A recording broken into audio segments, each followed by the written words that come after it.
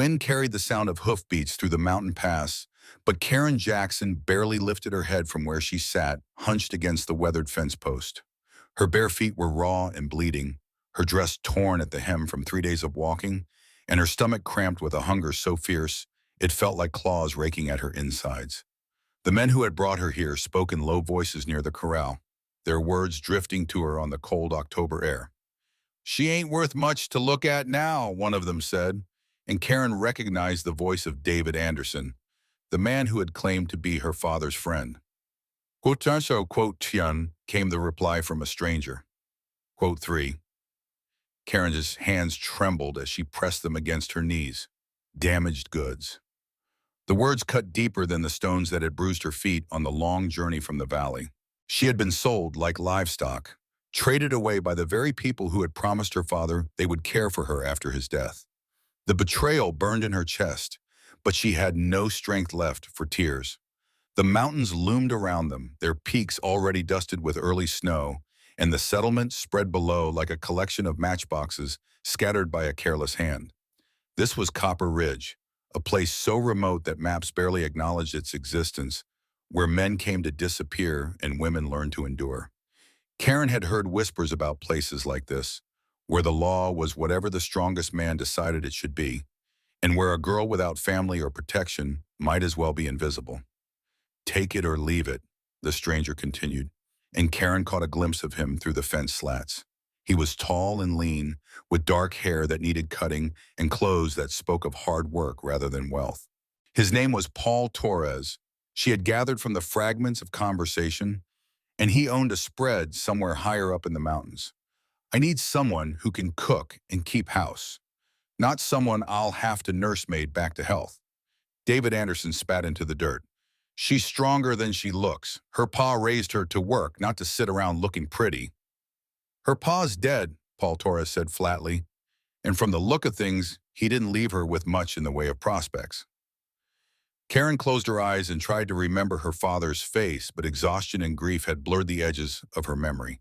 Thomas Jackson had been a good man, a farmer who had worked his small plot of land with dedication and pride until the fever took him last spring. She had been 17 then, old enough to manage on her own, or so she had thought. But the creditors had come like vultures, picking clean everything her father had built. And when David Anderson had offered to help, she had been desperate enough to believe his promises. Now she understood that his help had come with a price she had never imagined paying. Quote 9, David Anderson said, lowering his voice. Quote 10. Karen's blood turned to ice. She knew what kind of work David Anderson was talking about, and the thought of it made her stomach lurch. She pressed her face against her knees and tried to make herself smaller, as if she could disappear entirely from this nightmare. "That's so?" Paul Torres's voice was carefully neutral. Quote 12.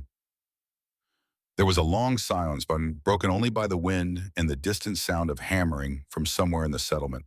Karen could feel the weight of decisions being made around her, choices that would determine the shape of her future without any input from her at all. She was property now, a commodity to be bartered and sold, and the realization filled her with a despair so complete it felt like drowning. Before we see how this ends, tell us where you are watching from and hype this video in the comments. Quote 13, David Anderson said finally. What how I quote Karen heard footsteps moving away from the corral, and she risked lifting her head to watch the two men walk toward a weathered barn at the edge of the settlement. David Anderson's shoulders were set with satisfaction, as if he had just concluded a successful business transaction. Paul Torres walked beside him with the easy stride of a man comfortable in his own skin, but there was something in his bearing that spoke of watchfulness, of a mind that missed very little. She tried to imagine what her life would be like in his household. Would he be cruel? Would he expect more from her than cooking and cleaning? The uncertainty was almost worse than the fear, because at least fear was a known quantity. She had been afraid before during her father's illness and after his death, when the world had seemed to collapse around her. But this was different. This was the fear of stepping off a cliff into darkness, with no idea what waited at the bottom. The settlement around her was coming to life as the afternoon wore on. She could see women hanging laundry behind the small houses, their movements efficient and purposeful. Children played in the dirt streets, their laughter carrying on the wind like distant music. It looked almost normal, almost peaceful, but Karen had learned not to trust appearances. Beneath the surface of any community lay currents of power and desperation, and she was about to become part of those currents, whether she wanted to or not. A dog wandered over to where she sat and sniffed at her outstretched hand. Its fur was matted and its ribs showed through its coat, but its eyes were kind. And for a moment, Karen felt a connection to another living creature that asked nothing of her except acknowledgement. She scratched behind its ears and felt some of the tension in her shoulders ease. Quote 16, she whispered to the dog, and it tilted its head as if considering the question. The sound of voices returning made the dog lift its head and trot away, leaving Karen alone again with her thoughts. David Anderson and Paul Torres were walking back from the barn, and she could tell from their body language that the deal had been struck. David Anderson looked pleased with himself, while Paul Torres maintained the same neutral expression he had worn throughout the negotiation. Quote 17. David Anderson said, extending his hand. Quote 18. Paul Torres shook the offered hand briefly, then turned his attention to Karen. She felt his gaze like a physical weight, assessing and measuring. He did not look cruel, but she had learned that appearances could be deceiving. Some of the worst cruelty she had witnessed had come from men who looked perfectly ordinary, even kind. Good, Paul Torres said, and his voice was neither harsh nor gentle. It was simply matter of fact, the tone of a man giving instruction to someone whose compliance he expected without question. Karen struggled to her feet, her legs shaking with exhaustion and fear. The world swayed around her for a moment, and she had to grab the fence post to keep from falling. She had not eaten a proper meal in 2 days, and the little water she had been given was not enough to keep her strength up. Paul Torres asked, quote 21. She managed to say, her voice barely above a whisper. Quote 22. He nodded once as if filing the information away. Quote 23. Karen nodded, not trusting her voice. The simplicity of the arrangement was almost reassuring. Work for food and shelter. It was a transaction she could understand, even if she had no choice in the matter. 24. Karen looked around helplessly. Quote 25. Paul Torres frowned, and for the first time she saw something that might have been surprise cross his features. Karen said, glancing at David Anderson, who was already walking away toward his horse. Paul Torres was quiet for a long moment, studying her with those dark eyes. Then he turned and called out to David Anderson, who was preparing to mount his horse. The other man turned, his face wary. David Anderson shrugged. Quote 32. Quote down, Paul Torres repeated, and there was something dangerous in his tone. Quote shouted, quote after quote down. Paul Torres took a step forward, and David Anderson's hand moved instinctively toward the gun at his hip. I see a man who takes advantage of orphaned girls and sells them like livestock. I see a man who probably told her family he'd look after her, then turned around and put her on the auction block.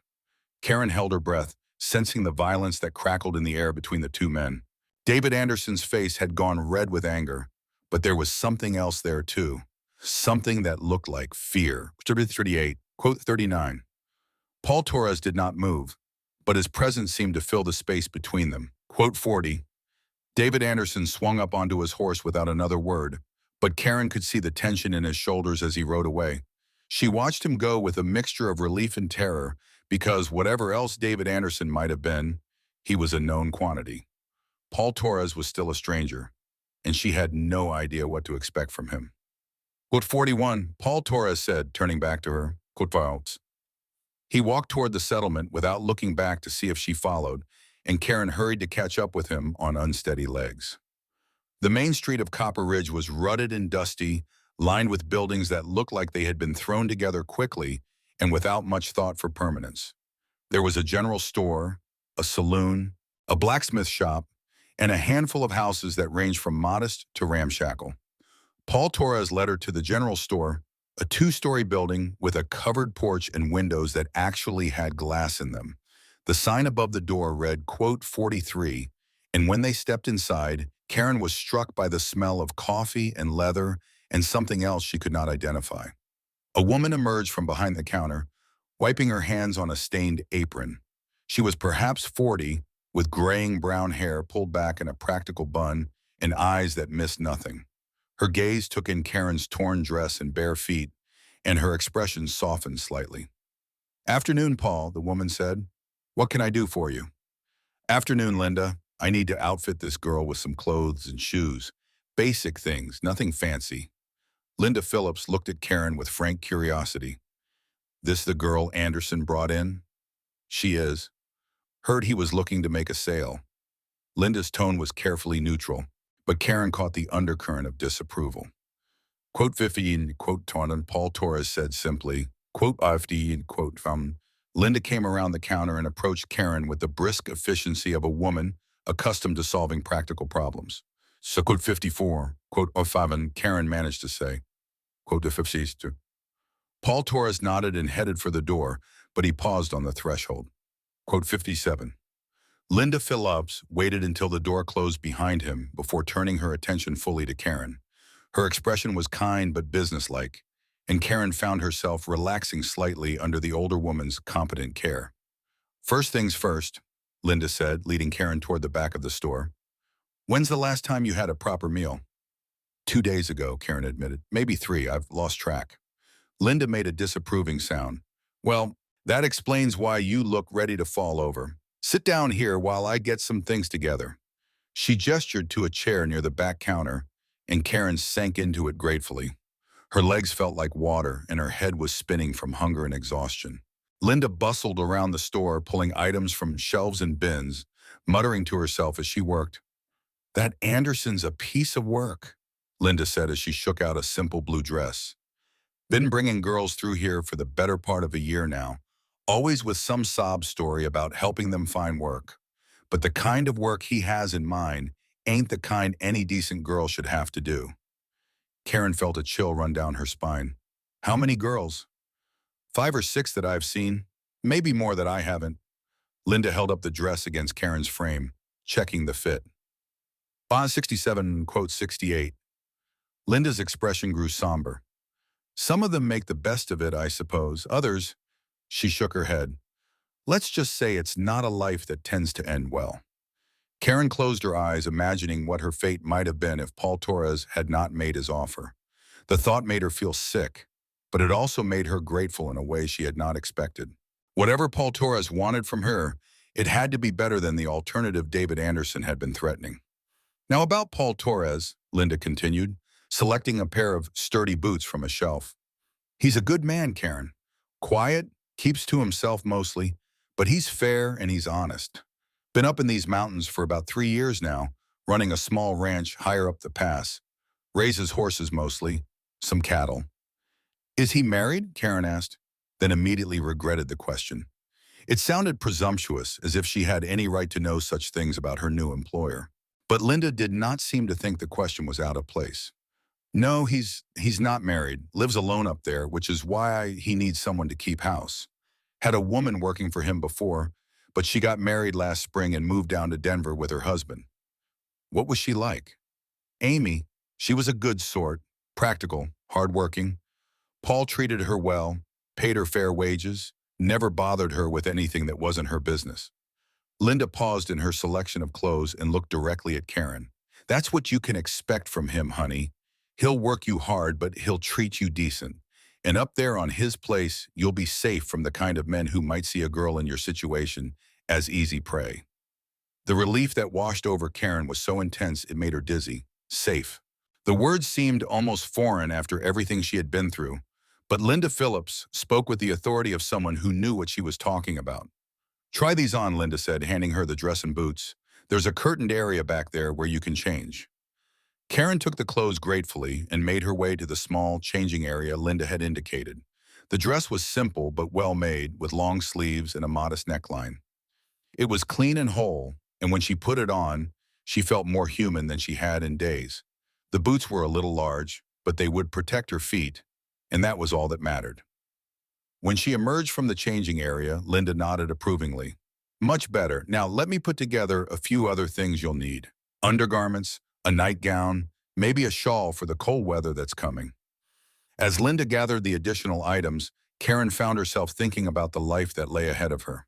She would be living alone with Paul Torres in his mountain ranch, cooking and cleaning, and keeping house. It was not the life she had imagined for herself, but it was better than the alternatives she had been facing. And perhaps in time, she might even find a measure of peace in the solitude and routine. Here, Linda said, wrapping the additional clothes in the brown paper. This should get you started. Paul will probably want to head back to his place before dark, so you'd better get moving. Thank you, Karen said, and she meant it. Linda Phillips had shown her more kindness in the past hour than she had received from anyone since her father's death. Chapter 84. Karen nodded, though she suspected she would have little opportunity to return to the settlement once she was established at Paul Torres' ranch. The mountains were vast and unforgiving, and she would be dependent on him for everything. Linda walked her to the front of the store where Paul Torres was waiting on the porch. He looked up as they emerged, his expression unreadable. All set? He asked. All set, Linda confirmed. That'll be $12 even. Paul Torres reached into his pocket and counted out the money without comment. It seemed like a large sum to Karen, more than her father had often seen in a month, and she felt a stab of guilt at being such an expensive burden. Thank you, Linda, Paul Torres said, pocketing the receipt she handed him. Take care of her, Paul, Linda replied, and there was a note of warning in her voice that made Karen look at her sharply. I intend to, Paul Torres said simply. He turned to Karen and gestured toward the edge of the settlement, where two horses stood tied to a hitching post. One was a large bay gelding that looked like it could carry a man through any kind of terrain. The other was a smaller chestnut mare with kind eyes and a patient expression. Can you ride? Paul Torres asked as they approached the horses. A little, Karen said. My father had a horse, but we sold him when the creditors came. Paul Torres nodded and untied the chestnut mare. This is Rosie. She's gentle and sure-footed. Just hold on and let her follow my horse. She knows the way home. He helped Karen into the saddle, his hands impersonal but steady, and she was grateful for the assistance. Her legs felt like they might give out at any moment, and the thought of walking any further was almost unbearable. Paul Torres mounted his own horse with the easy grace of a man who had been riding since childhood, and they set out from the settlement as the sun began its descent toward the western peaks. The trail wound upward through stands of aspen and pine, the golden leaves of the aspens rustling in the wind like whispered secrets. Karen had never been this high in the mountains before, and the air felt thin and cold in her lungs. The landscape was beautiful in a harsh, unforgiving way, all sharp edges and dramatic vistas that spoke of forces far greater than human ambition or desire. It was a place where a person could disappear entirely, she realized, either by choice or by circumstance. They rode in silence for the better part of an hour, the only sounds the clip-clop of hooves on stone and the distant cry of a hawk circling overhead. Karen found herself studying Paul Torres' back as he rode ahead of her, trying to read something of his character in the set of his shoulders and the way he sat his horse. He rode like a man who belonged in this landscape, comfortable with the solitude and the silence. Finally, as the trail crested a ridge, Paul Torres raised his hand to signal a stop. Karen pulled Rosie to a halt beside him and looked out over the valley that spread below them. It was a small valley, perhaps a mile across, with a creek running through the center and meadows that still showed patches of green despite the lateness of the season. At the far end of the valley, nestled against a stand of dark pines, stood a cabin and several outbuildings. Quote 95, Paul Torres said, and there was something in his voice that might have been pride. Karen studied the ranch spread out below them. It looked solid and well-maintained, the kind of place a man might build if he intended to stay. The cabin was larger than she had expected, with a stone chimney and a covered porch that faced the valley. There were corrals near the barn, and she could see horses moving in the pastures beyond. Quote 96, she said, and she meant it. Paul Torres glanced at her, and for the first time since she had met him, she thought she saw something that might have been approval in his expression. He said, Karen said softly. They began the descent into the valley as the shadows lengthened around them. The trail was steeper here, and Karen had to concentrate on staying in the saddle as Rosie picked her way carefully down the rocky path. By the time they reached the valley floor, the sun had disappeared behind the western peaks, and the air had taken on the sharp bite of mountain autumn. Paul Torres led her directly to the barn, where he dismounted and began unsaddling his horse with practiced efficiency. Karen climbed down from Rosie's back on unsteady legs, her body aching from the unaccustomed exercise. Unsaddle her and brush her down, Paul Torres said, nodding toward Rosie. Feed and water are in the stalls. She gets 2 scoops of oats and all the hay she wants. Karen nodded and began working at the saddle straps with clumsy fingers. She was not used to handling tack, and it took her longer than it should have to get the saddle off Rosie's back. Paul Torres watched her struggle for a moment, then stepped over to help without comment. He said, showing her the proper way to lift the saddle. Karen absorbed the instruction gratefully. She had the feeling that life on this ranch would involve learning many things her father had never thought to teach her, skills that were essential for survival in this harsh and beautiful place. When the horses were settled for the night, Paul Torres led her across the yard to the cabin. It was larger inside than it had appeared from the outside, with a main room that served as both kitchen and living area, and what looked like 2 smaller rooms opening off the back. The walls were chinked log, and a stone fireplace dominated one end of the room. The furniture was simple but well made, and everything was clean and orderly. Quote 104, Paul Torres said, indicating one of the back rooms. Quote 105. Karen peered into the room he had indicated and saw a narrow bed with a simple wooden frame, a small dresser, and a washstand. There was a window that looked out toward the creek, and the floor was covered with a braided rug that looked like it had been made by hand. Quote 106, she said, and she meant it.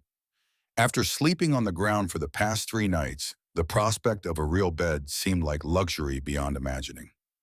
Quote 107. Paul Torres moved to the fireplace and began building a fire from kindling and split logs that were stacked nearby. Quote 108. Karen's stomach answered for her with a loud growl that made her blush with embarrassment. Paul Torres glanced at her, and what might have been the ghost of a smile crossed his face. I'll take that as a yes. There's bread and cheese in the pantry and some jerky. Nothing fancy, but it'll fill the hole. He gestured toward a door near the back of the kitchen area, and Karen found herself in a small but well-stocked pantry. There were shelves lined with jars of preserved vegetables, sacks of flour and beans, and hanging from the rafters, strips of dried meat and bundles of herbs. It was the kind of pantry that spoke of careful preparation and self-sufficiency, the work of someone who understood that in this remote place, survival depended on planning ahead. Karen gathered bread, cheese, and dried meat and brought them back to the main room where Paul Torres had gotten the fire going. The warmth felt wonderful after the cold ride through the mountains, and she found herself relaxing for the first time in days. Sit, Paul Torres said, indicating a chair at the rough wooden table. Eat. Karen did not need to be told twice. She tore into the bread and cheese with an appetite that surprised her, eating steadily until the worst of her hunger was satisfied. Paul Torres sat across from her, nursing a cup of coffee and watching her with those dark, unreadable eyes. When's the last time you had a real meal? He asked. Karen had to think about it. The night before my father died, she said finally. We had stew. He was feeling better that day and he wanted to cook something special. The memory brought tears to her eyes, and she had to stop eating for a moment to compose herself. How long ago was that? 6 months, maybe 7.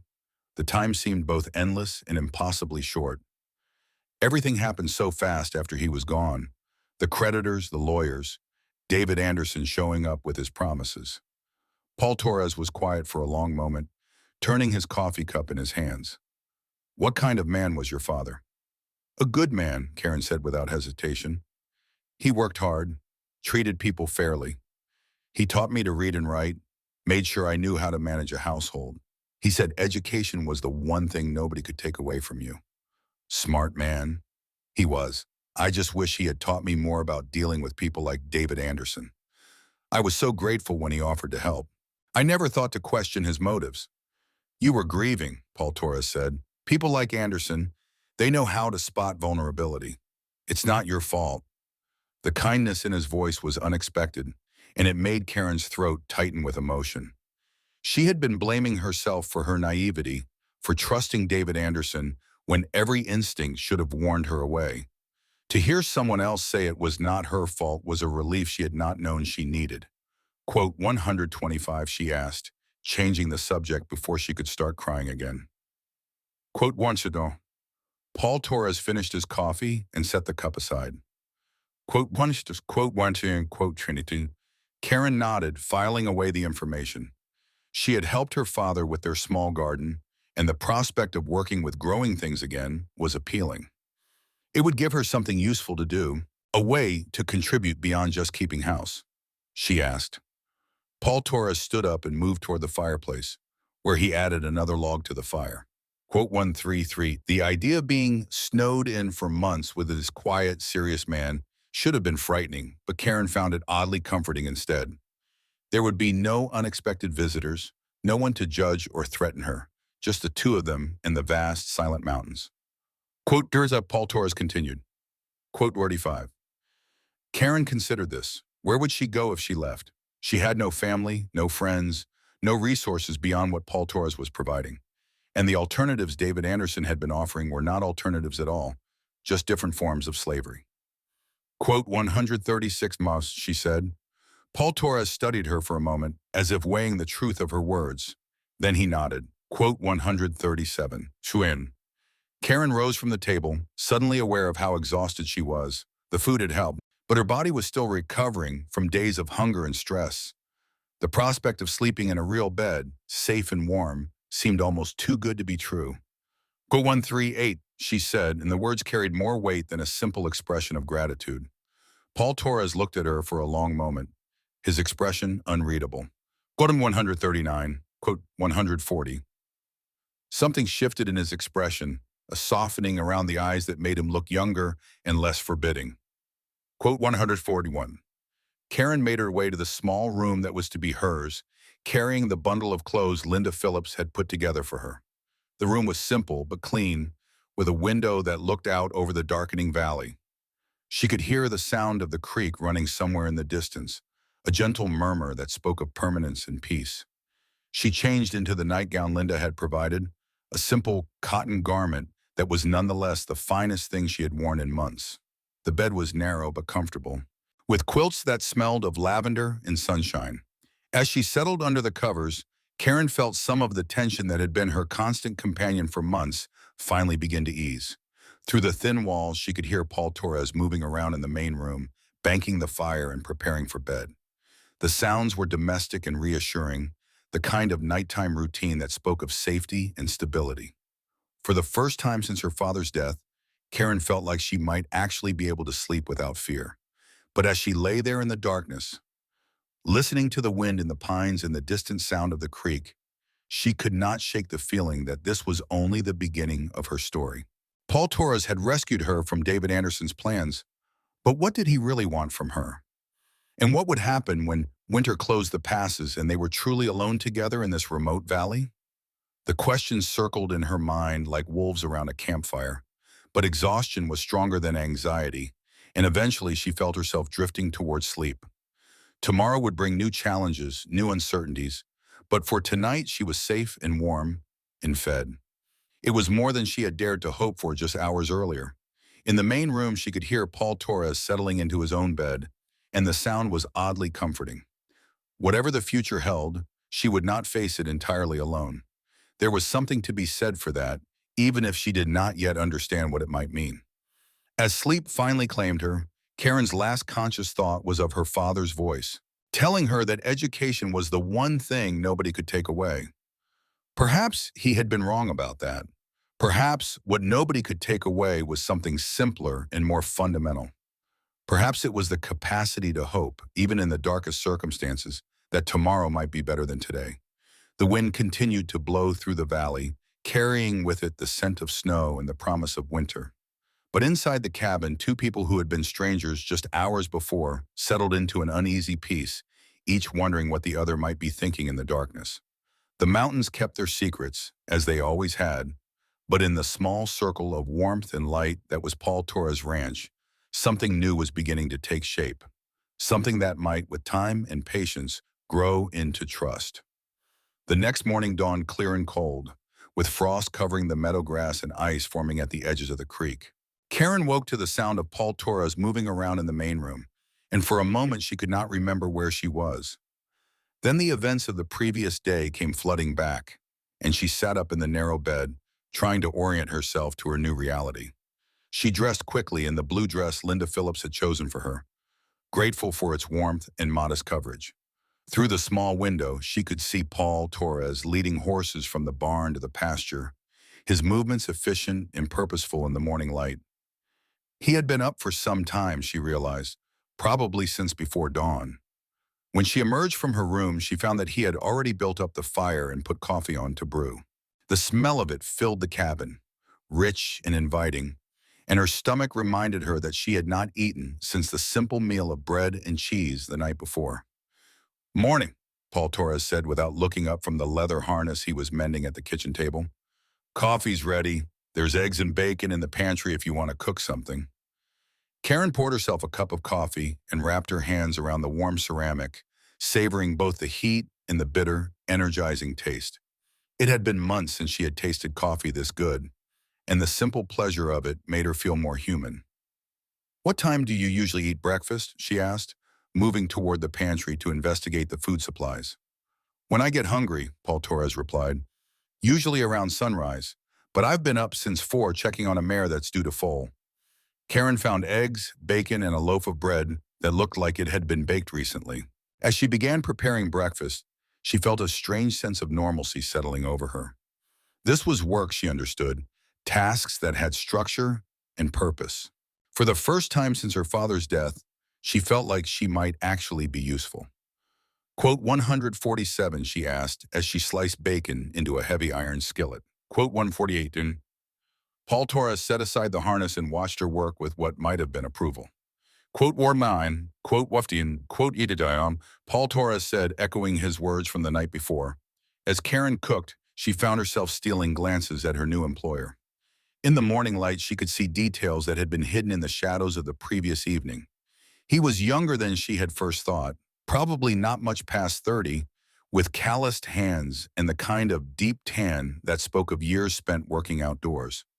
There was a scar along his left jaw, thin and white with age, and she wondered what had caused it.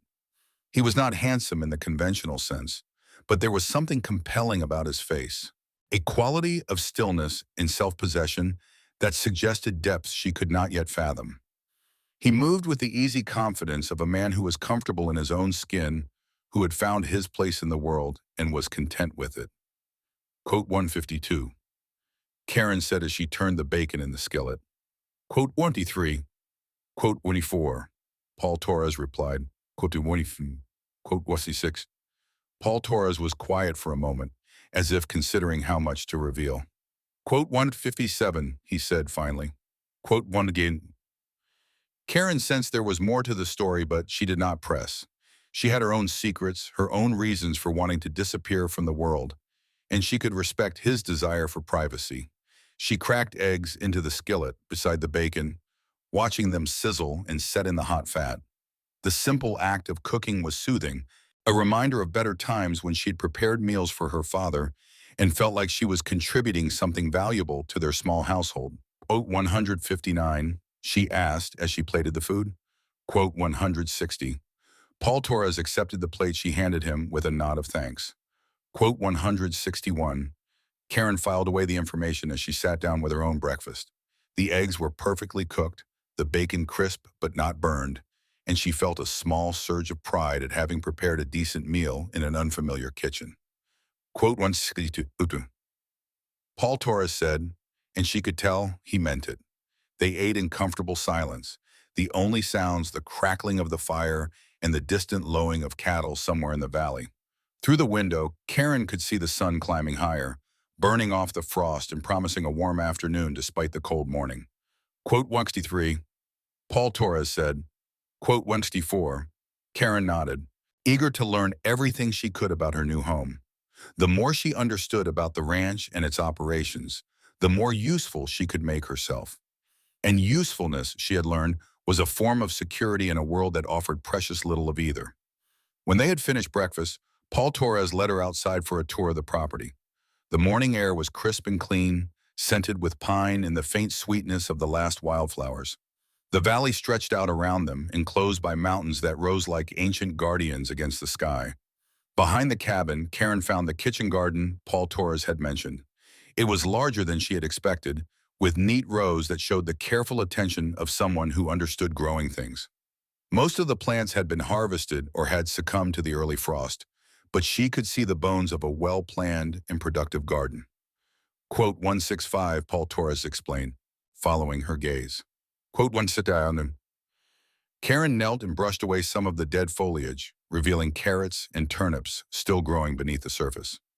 Quote 167, she said, pulling up a carrot and brushing off the dirt. Quote 1, quote Washington, Paul Torres said. Quote 1. They moved on to the root cellar, a cool, dark space carved into the hillside behind the cabin. Shelves lined the walls, stocked with jars of preserved vegetables, crocks of pickled foods, and sacks of grain and beans. It was a treasure trove of supplies, enough to feed 2 people through a long mountain winter. Quote 171. Paul Torres said, noting Karen's wide-eyed examination of the stores, she knew what she was doing when it came to putting food by.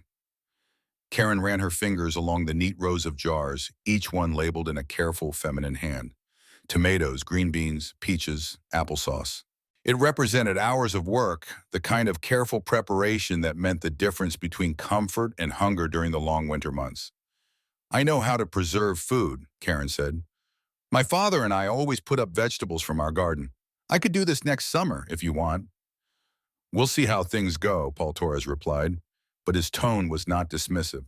It was the cautious response of a man who had learned not to count on anything too far in advance. They spent the rest of the morning exploring the ranch, and Karen began to understand the scope of Paul Torres' operation. He ran about 50 head of cattle and twice that many horses, most of them ranging free in the high meadows during the summer months. The barn was well built and spacious, with stalls for the horses that needed special care and storage for feed and equipment. Paul Torres explained as they walked through the barn. Quote Wisaden, Karen listened carefully, trying to understand the rhythms and challenges of ranch life. It was a different world from the small farming operation her father had run, more complex and demanding in some ways, but also more self-sufficient. She asked, thinking of the vast wilderness that surrounded them. The thought of such dangerous animals roaming nearby was both frightening and oddly thrilling. Karen had lived her entire life in settled country, where the most dangerous wildlife was the occasional coyote or rattlesnake. The idea of sharing this valley with bears and mountain lions made her feel very small and very far from civilization. Quote one oiding, she asked. Paul Torres nodded toward a rifle hanging on pegs near the barn door.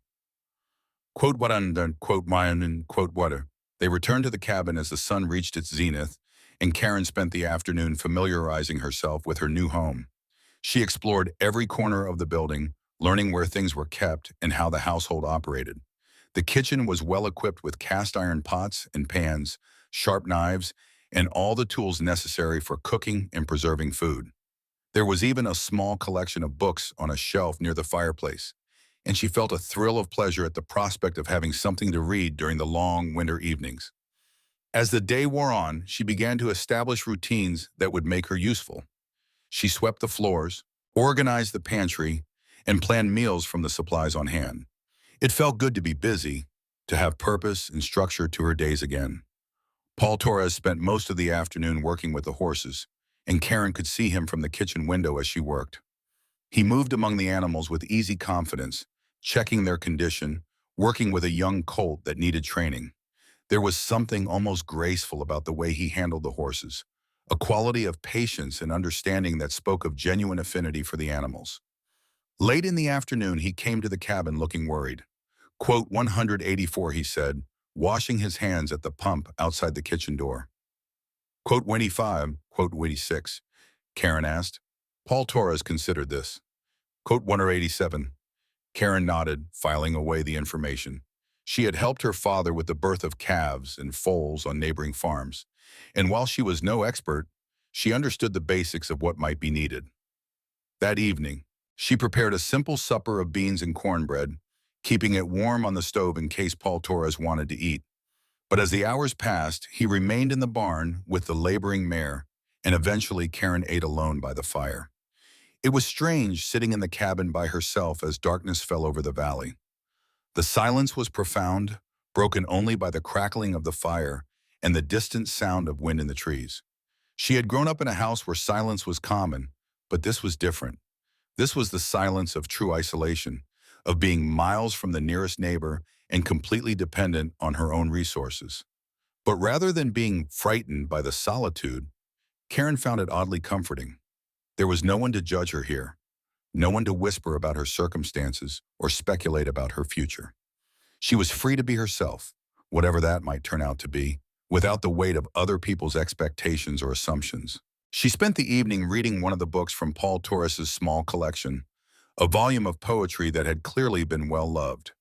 The pages were soft with handling, and she could see notes in the margins written in a careful masculine hand. It was another glimpse into the character of her employer. Evidence of depths and sensitivities that were not immediately apparent in his quiet, practical demeanor. Around midnight, she heard Paul Torres calling from the barn, and she quickly gathered clean rags and heated water on the stove.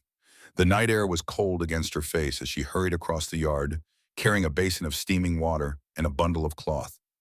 In the barn, she found Paul Torres kneeling beside the mare in one of the large stalls. The animal was lying on her side, breathing heavily, her coat dark with sweat. Paul Torres looked up as Karen approached. His face tense with concern, he said. Karen set down the water and rags and knelt beside him. She had seen difficult births before, and she could tell from the mare's distress that intervention might be necessary. "What can I do?" she asked. "Hold her head. Talk to her. Keep her calm while I see what's going on." Karen moved to the mare's head and began stroking her neck, murmuring soft words of encouragement. The animal's eyes were wide with pain and exhaustion, but she seemed to respond to Karen's gentle touch. Paul Torres worked with quiet efficiency, his hands gentle but sure as he examined the mare. Karen watched his face in the lamplight, seeing the concentration and concern there, the genuine care he felt for the animal under his protection. Quote 192, he said finally. Quote 193. What followed was a tense few minutes of careful maneuvering, with Paul Torres working to assist the natural process without causing harm to either mother or baby. Karen continued to comfort the mare, feeling the animal's muscles tense with each contraction. Then suddenly there was a rush of fluid and the foal slipped free, landing in the straw with a wet thud. For a moment it lay still, and Karen felt her heart stop. But then Paul Torres cleared its nostrils, and the little creature drew its first breath, followed immediately by a soft whicker of life. "It's a filly," Paul Torres said, and Karen could hear the relief in his voice. "And she looks healthy." The mare lifted her head to look at her baby, and Karen felt tears spring to her eyes at the wonder of it. New life, perfect and complete, arriving in this remote valley under the vast star-filled sky. It seemed like a miracle, a reminder that even in the hardest circumstances, hope could take physical form. "She's beautiful," Karen whispered, watching as the filly struggled to coordinate her long legs and stand for the first time. Paul Torres sat back on his heels, exhaustion and satisfaction warring in his expression. "That's the third foal this year," he said. "All healthy, all strong. It's been a good season." They stayed with the mare and her baby for another hour, making sure both were doing well and that the filly was able to nurse successfully. Then, satisfied that the crisis had passed, they returned to the cabin as the first pale light of dawn began to show over the eastern peaks. "Thank you," Paul Torres said as they stood on the porch, both of them tired but exhilarated by the night's events. Quote 200 tone. Karen felt a warm glow of satisfaction at his words. For the first time since arriving at the ranch, she felt like she had contributed something meaningful, that her presence had made a difference. Quote 201, she said, quote 20. Paul Torres looked at her for a long moment, and she thought she saw something new in his expression. Not just acceptance, but perhaps the beginning of respect. He said finally, as Karen made her way to her small room, she reflected on how much had changed in just 2 days. She had gone from being a piece of property to be bartered and sold to being a useful member of a working ranch.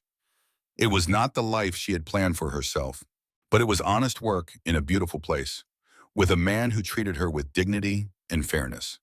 Outside her window, she could hear the soft sounds of the mare and her foal settling into their new relationship, and the sound filled her with a sense of peace and possibility. Perhaps this was what her father had meant when he talked about making the best of whatever circumstances life presented. Perhaps happiness was not about getting what you wanted, but about finding meaning and purpose in what you had. As she drifted off to sleep, Karen's last thought was that she might actually be able to build a life here, in this remote valley with its quiet rhythms and simple pleasures. It would not be the life she had imagined, but it might be something even better. It might be a life that was truly her own. The mountains stood silent around the valley, keeping their ancient watch over the small human dramas playing out in their shadow. And in the barn, a new life took its first tentative steps, unaware of the larger forces that shaped the world beyond the safety of its mother's side. The days that followed established a rhythm that felt both foreign and familiar to Karen. She woke each morning before dawn to the sound of Paul Torres moving around the cabin, preparing for his day's work. By the time she emerged from her room, he had usually built up the fire and started coffee, simple courtesies that spoke of consideration rather than expectation. She would prepare breakfast while he tended to the most urgent ranch business, feeding the horses that were kept close to the barn and checking on any animals that needed special attention. The new filly had become a particular focus of his care, and Karen often saw him in the corral working with the young horse, teaching her to accept a halter and respond to basic commands. After breakfast, Paul Torres would head out to work with the stock or repair fences, leaving Karen to manage the household. She found satisfaction in the work, in bringing order and cleanliness to the cabin, in planning and preparing meals that would sustain them through the demanding physical labor of ranch life. The kitchen garden provided a welcome distraction during the warm afternoons. She spent hours harvesting the remaining vegetables, cleaning and preparing them for storage in the root cellar. The work was familiar and soothing, connecting her to memories of helping her father with similar tasks. But it was the solitude that surprised her most. She had expected to feel isolated and lonely in this remote valley, cut off from human contact in the rhythms of civilized life. Instead, she found herself relishing the quiet, the absence of judgment and expectation that had weighed on her so heavily in the months after her father's death. Here, she could simply be Karen Jackson, a woman who cooked and cleaned and tended a garden. She was not an orphan to be pitied, a burden to be disposed of, or damaged goods to be sold to the highest bidder. She was simply herself, useful and valued for the work she did rather than the circumstances that had brought her here. Paul Torres proved to be a considerate employer and an undemanding companion. He spoke little, but when he did, his words carried weight and meaning. He never questioned her about her past beyond what she had already told him, and he never made her feel like her presence was anything other than welcome. In the evenings, they would sit by the fire after supper, Paul Torres reading or working on some piece of equipment that needed repair, Karen mending clothes, or planning the next day's meals. Sometimes they would talk, brief conversations about the ranch, the weather, the animals, but often they simply shared the silence, each comfortable with their own thoughts and activities. It was during one of these quiet evenings that Karen first began to understand that Paul Torres was not quite what he appeared to be. She had been darning socks by the firelight when she noticed him reading a book that looked different from the others in his collection. This one was leather-bound and expensive-looking, with gold lettering on the spine. "What are you reading?" she asked, curiosity overcoming her usual reticence about personal questions. Paul Torres looked up, and for a moment she thought he might not answer. Then he held up the book so she could see the cover. "Marcus Aurelius," and he said, "Meditations." Karen blinked in surprise. She had heard of Marcus Aurelius, the Roman emperor and philosopher, but she had never expected to encounter his writings in a remote mountain ranch. It was another piece of the puzzle that was Paul Torres, another indication that there were depths to him that were not immediately apparent. "Do you enjoy philosophy?" she asked. "Sometimes, when I need to remember that most of what we worry about doesn't really matter." Karen set aside her mending and looked at him more carefully. "What brought you to the mountains, Paul? Really?" He was quiet for so long that she thought he might not answer. Then he closed the book and set it aside, his expression thoughtful. "I used to live in Denver," he said finally. "Had a business there, importing goods from back east. Did well for myself, made money, had a house in the nice part of town." Karen waited, sensing there was more to the story. "I was engaged to a woman named Jennifer Turner," Paul Torres continued. "Beautiful, well-connected, everything a man was supposed to want in a wife. We had plans, a future all mapped out." "What happened?" Paul Torres stared into the fire, his expression distant. "I found out she was seeing another man. someone with more money, better connections. She said she was sorry, but that she had to think about her future. Karen felt a stab of sympathy for him. Betrayal was something she understood, even if the circumstances were different. I'm sorry. Don't be. It was the best thing that ever happened to me, even though I didn't see it that way at the time. Paul Torres picked up a piece of wood and added it to the fire, sending sparks spiraling up the chimney. Made me realize that everything I thought I wanted was really just what other people expected me to want. So you came here, sold the business, bought this land, never looked back. He glanced at her, and she saw something that might have been self-deprecation in his expression. Some people might call it running away. Some people might call it starting over, Karen replied. There's a difference. Paul Torres studied her face in the firelight, and she felt something shift between them, a deepening of understanding that went beyond employer and employee. What about you? He asked. What did you want to be before all this happened? Karen had to think about the question. It had been so long since anyone had asked her about her own desires, her own dreams, that she had almost forgotten she had ever had any. I wanted to be a teacher, she said finally. My father encouraged me to study, said education was the key to independence. I thought maybe I could teach in a small town somewhere, have my own classroom, help children learn to read and write. What stopped you? My father got sick, and I needed to take care of him. Then he died, and there was no money for normal school or anything else. Karen picked up her mending again, using the familiar motions to steady herself. David Anderson said he knew people who could help me find work as a governess or a teacher, but that was just another lie. It's not too late, Paul Torres said quietly. You're still young, still smart. When this arrangement ends, you could still pursue teaching if that's what you really want. Karen looked at him in surprise. When this arrangement ends? I'm not planning to keep you here forever, Karen. This is not a prison sentence. When you're ready to move on, when you've saved enough money to have choices again, you'll be free to go. The words should have been reassuring, but instead they filled Karen with an unexpected sense of loss. She had not realized until that moment how much she had begun to think of this place as home, how much she had come to value the peace and purpose she had found here. What if I don't want to leave? She asked, then immediately regretted the question. It sounded presumptuous, as if she were taking liberties with his kindness, but Paul Torres did not seem offended. Instead, he looked thoughtful, as if her question had raised possibilities he had not previously considered. Then I suppose we'd have to figure out what that would look like, he said finally. But let's see how we both feel when spring comes. Winter changes people, sometimes in ways they don't expect. That night, as Karen lay in her narrow bed listening to the wind in the pines, she found herself thinking about the conversation and what it might mean. Paul Torres had been clear that she was free to leave whenever she chose, but he had also suggested that staying might be an option worth considering. The idea both thrilled and terrified her. What would it mean to choose this life, this place, this quiet existence with a man who read philosophy and treated her with respect, but remained fundamentally unknowable? What would it mean to give up her dreams of teaching and independence in favor of the security and peace she had found here? The questions had no easy answers, and Karen realized that she was not yet ready to make such a momentous decision. But the fact that she was even considering it marked a significant change from the desperate, defeated girl who had been sold for the price of a single horse just weeks earlier. Outside her window, snow began to fall, the first real snow of the season.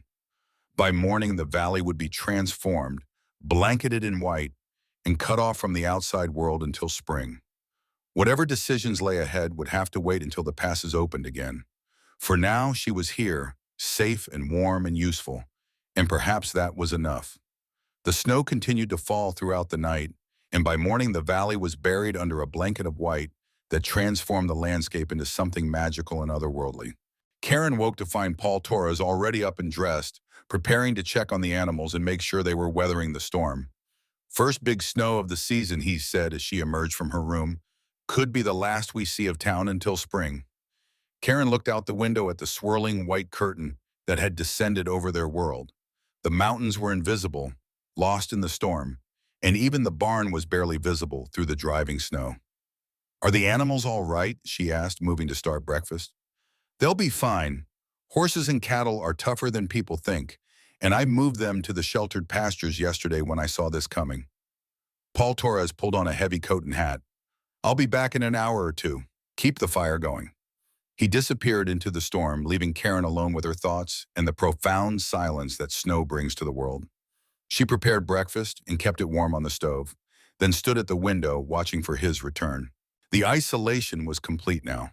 They were cut off from the outside world as surely as if they were on an island in the middle of the ocean. The thought should have been frightening, but instead Karen found it oddly liberating. Whatever happened now, whatever developed between her and Paul Torres, would be entirely their own business, free from the judgment and interference of others. When Paul Torres returned, stamping snow off his boots and shaking it from his coat, his face was red with cold, but his expression was satisfied.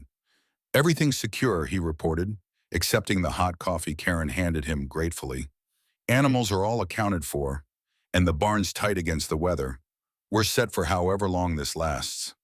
They spent the morning in comfortable domesticity, Paul Torres working on leather tack that needed repair, while Karen organized the pantry and planned meals from their stored supplies. The storm raged outside, but inside the cabin was warm and bright, a haven of civilization in the midst of the wilderness. It was during the afternoon, as they sat by the fire reading, that Karen noticed Paul Torres watching her with an expression she could not quite interpret. When she looked up from her book, he did not look away, and she felt something electric pass between them. "What is it?" she asked, suddenly self-conscious. "Nothing," he said, but he continued to study her face. "It's just, you look different. More settled, I suppose. Like you belong here." Karen felt heat rise in her cheeks. "Do I? Belong here?" Paul Torres considered the question seriously. "I think you might, if you wanted to." The words hung in the air between them, heavy with implication. Karen set aside her book and looked at him directly, trying to read the meaning behind his careful expression. "Paul," she said, then stopped, not sure how to voice the questions that were crowding her mind. "I know," he said quietly. "I feel it too." The admission hung between them like a bridge that once crossed could not be uncrossed. Karen felt her heart racing, not with fear but with a kind of anticipation she had never experienced before. This was not the desperate gratitude of a woman with no choices, but something deeper and more complex. "I don't want you to think," she began, then stopped and tried again. "I don't want you to feel like you have to." "Karen," Paul Torres set aside his own book and leaned forward in his chair. "Look at me." She did, meeting his dark eyes directly for perhaps the first time since she had arrived at the ranch. "I bought you from David Anderson because I needed help with the household, and because I couldn't stand the thought of what he had planned for you. That's the truth." His voice was steady, matter of fact. "But that's not why I want you to stay now." "Why do you want me to stay?" Paul Torres was quiet for a long moment, choosing his words carefully. "Because in the weeks you've been here, this place has felt more like home than it ever did before. Because you're the first person I've met in years who seems to understand that sometimes the best life is the quiet one. Because when I look at you, I don't see someone I rescued. I see someone I'd like to build something with." Karen felt tears spring to her eyes, but they were not tears of sadness or fear. They were tears of relief, of recognition, of something that might have been joy. "I've been thinking the same thing," she admitted. "But I was afraid to say it, afraid you'd think I was just grateful, or that I didn't have any other choices." "Do you have other choices?" Paul Torres asked. "Really?" Karen considered the question honestly. "Yes," she said finally. "You've made sure of that. You've given me a place to recover, time to think, money saved up from the wages you've been paying me. I could leave here in the spring with enough resources to make my own way in the world." "And do you want to?" "No," Karen said, and the word came out stronger and more certain than she had expected. "I don't want to leave. I want to stay here, with you, and see what we can build together." Paul Torres smiled then, the first genuine, unguarded smile she had seen from him since the day they met. It transformed his face, making him look younger and more approachable, and Karen felt her heart skip in response. "There's something you should know," he said, his expression growing serious again. "If you stay, if we do this, it won't be as my employee. It'll be as my partner, my equal. I'm not looking for someone to keep house for me. I'm looking for someone to share a life with. Karen felt a thrill of something that might have been fear or excitement or both. What does that mean exactly? It means we figure it out together. Marriage, if that's what we both want. A true partnership in running this ranch, making decisions together, building something that belongs to both of us. Paul Torres leaned back in his chair, but his eyes never left her face. It means I'm not just offered to you a job. Karen, I'm offering you a future. The magnitude of what he was suggesting took Karen's breath away. Marriage, partnership, a future built on mutual respect and shared purpose rather than desperation and circumstance. It was more than she had dared to hope for, more than she had thought possible just weeks earlier. Quote, 277, she said, though even as she spoke the words, she knew what her answer would be. Quote, 278. Paul Torres stood up and moved toward the window, looking out at the storm that continued to rage outside. Quote, 270. But even as he spoke, Karen knew that her mind was already made up. She had found something here in this remote valley that she had not even known she was looking for. Peace, purpose, and the possibility of love, with a man who saw her as an equal rather than a burden or a convenience. The storm outside seemed to be intensifying, the wind howling around the cabin and rattling the windows. But inside, something new was taking shape, something that felt as solid and enduring as the mountains themselves. Quote, 280, Karen said, and he turned from the window to look at her. Quote to Adam, he waited, his expression carefully neutral, giving her space to speak her truth without pressure or expectation. Quoted out, she said simply. Quote in Adam. Paul Torres crossed the room in 3 quick strides and knelt beside her chair, taking her hands in his. His touch was warm and sure, and Karen felt a sense of rightness that went deeper than logic or careful consideration. He asked, what quote, Karen said, and she was. Quote, Paul Torres lifted one of her hands to his lips and kissed it gently, a gesture that was both tender and somehow formal, as if he were sealing a contract or making a vow.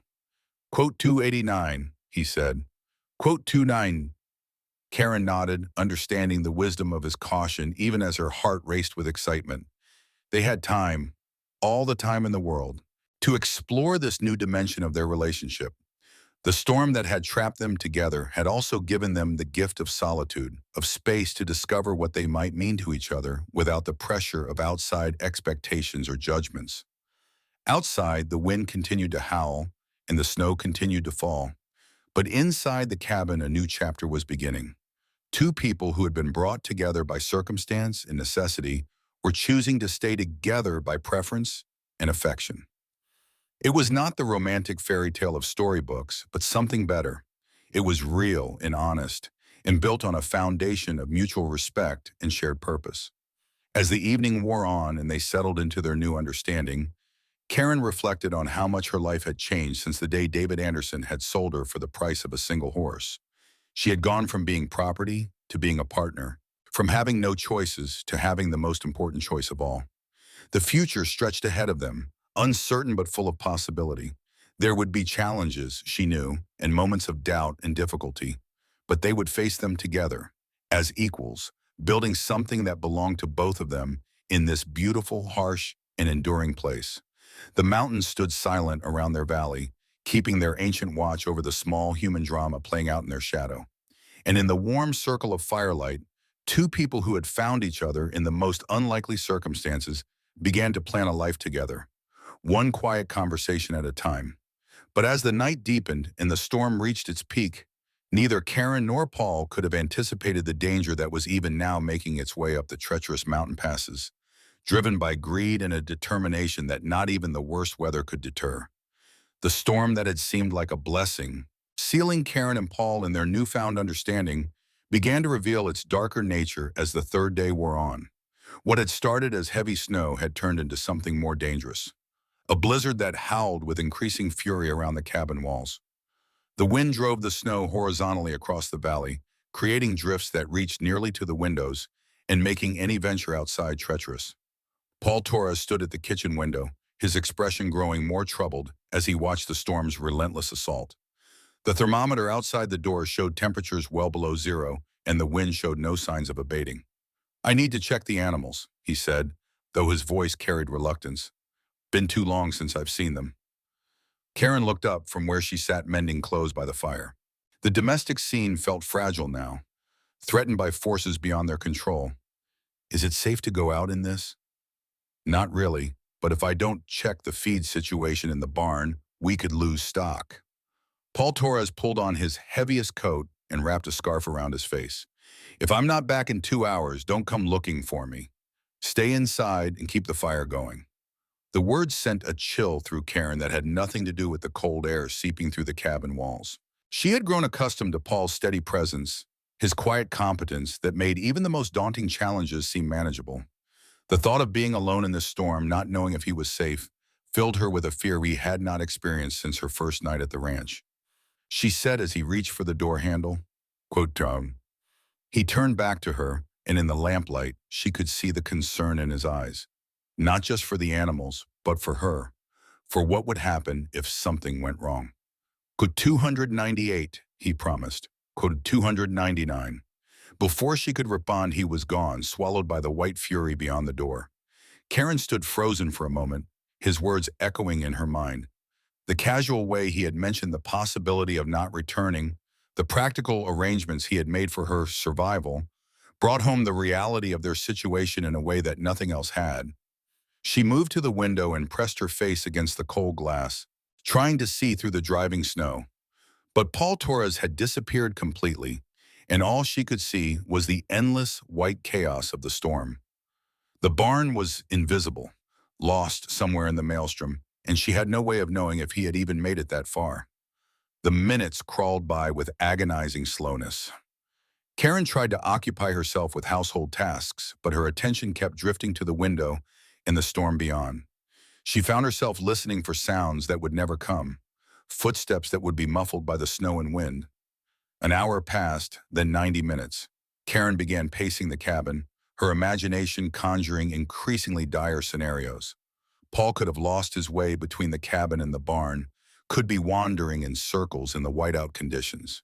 He could have been injured by a falling branch or a panicked animal. He could be lying unconscious in a snowdrift, slowly freezing to death while she sat warm and safe by the fire. When 2 hours had passed with no sign of his return, Karen made a decision that went against every instruction he had given her. She pulled on her heaviest clothes and wrapped herself in blankets, then opened the cabin door and stepped into the storm. The wind hit her like a physical blow, driving snow into her face with stinging force. She could barely see 3 feet in front of her, and the familiar landscape of the ranch had been transformed into an alien wilderness of white. But she knew the general direction of the barn, and she began making her way toward it, fighting against the wind with every step. The snow was deeper than she had expected, reaching past her knees in some places and making each step a struggle. The cold bit through her layers of clothing, and within minutes she could no longer feel her fingers or toes. But the thought of Paul Torres lying injured somewhere in this wasteland drove her forward. She had covered perhaps half the distance to the barn when she heard something that made her heart leap with relief. Voices, faint but unmistakable, carried on the wind. Human voices, which meant Paul Torres was not alone. But as she struggled closer to the source of the sound, her relief began to transform into something else. Something that felt very much like fear. The voices were coming from near the barn, but they were not the calm, measured tones she associated with Paul Torres. These voices were raised in anger, sharp with conflict. And one of them, she realized with a sick feeling in her stomach, belonged to David Anderson. Karen crouched behind a snow-covered fence post, straining to hear over the wind. The barn door was open, spilling yellow lamplight into the storm, and she could see figures moving inside. Paul Torres was there, but he was not alone. David Anderson stood near the door, and with him were 2 other men Karen did not recognize. Quote 300 Town, David Anderson was saying, his voice carrying clearly in the still air inside the barn. Quote 31, quote Paul Torres's voice was dangerously quiet. Because the way I heard it, you promised her father you'd look after her. Don't think selling her to the highest bidder was what he had in mind.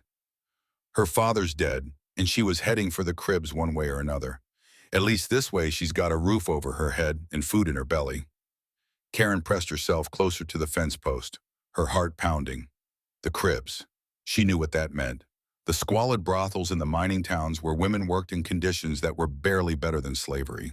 The thought that David Anderson had been planning to sell her into such a life made her feel sick. Not anymore, Paul Torres said. She's staying here, and that's the end of it. One of the other men, a heavy-set individual with a beard, laughed harshly. That's so. Well, we got a different opinion about that. Aaron here's got a buyer lined up in Silver Creek, willing to pay good money for a young one like her. More money than you paid, that's for sure. Karen's blood turned to ice. They had come for her, tracked her through the storm to this remote valley. But how had they found the ranch? And how had they managed to travel in conditions that had kept Paul Torres trapped for days? Dove 308. Paul Torres said, and Karen could hear the steel in his voice. Quote 309, quote 310, David Anderson said, stepping closer to Paul Torres. Quote 311. Karen felt the world tilt around her. Legal papers? She was 18, had been since the spring. But if David Anderson had somehow obtained guardianship documents that claimed otherwise, if he had falsified her age or forged her father's signature, then he might have a legal claim that would be difficult to challenge in this remote place where law was often a matter of who had the most guns. Guardianship papers, Paul Torres repeated, his tone skeptical. Let me see them. David Anderson reached into his coat and pulled out a folded document, handing it to Paul Torres with a satisfied smile. All legal and proper, signed by a judge in Denver. Girl 17, won't be of age for another year. That makes her my responsibility, and I say she comes with us. Karen watched as Paul Torres examined the papers, his face grim in the lamplight. She could see the moment when he realized that the documents, whether genuine or forged, would be difficult to challenge here and now. In the isolated world of Copper Ridge might often made right, and David Anderson had brought 2 armed men to back up his claim. Funny thing about these papers, Paul Torres said finally, handing them back. They're dated after the girl's father died. How'd you get appointed guardian of someone who was already 18 when her father passed? David Anderson's smile faltered slightly, but he recovered quickly. Quote 314, quote 38. Paul Torres stepped back, his hand moving casually toward the rifle that leaned against the barn wall. Quote 319. The bearded man, Aaron, laughed again. Quote 320, quote 321.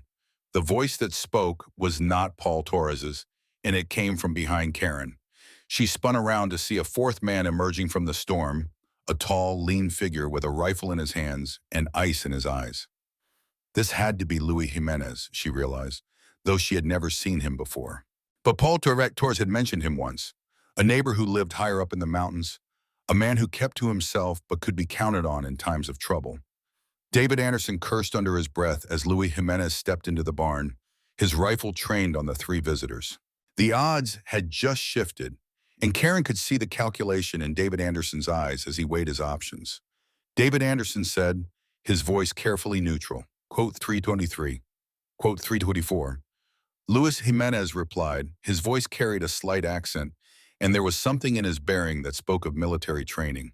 Quote 325, quote 326, Aaron began, but Luis Jimenez cut him off with a sharp gesture. Quote 327. The 3rd man, who had remained silent until now, finally spoke. Quote 328. Quote 321, a new voice corrected from the barn door. Karen turned to see yet another figure silhouetted against the storm. This one was younger, perhaps in his 20s, with the kind of easy confidence that came from being very good with weapons. He stepped into the barn with a pistol in each hand, and Karen noticed that both David Anderson and his companions seemed to recognize him. Quote 330, David Anderson said, and there was something like fear in his voice. Quote Aaron, quote Verim. Justin Carter's smile was cold and dangerous.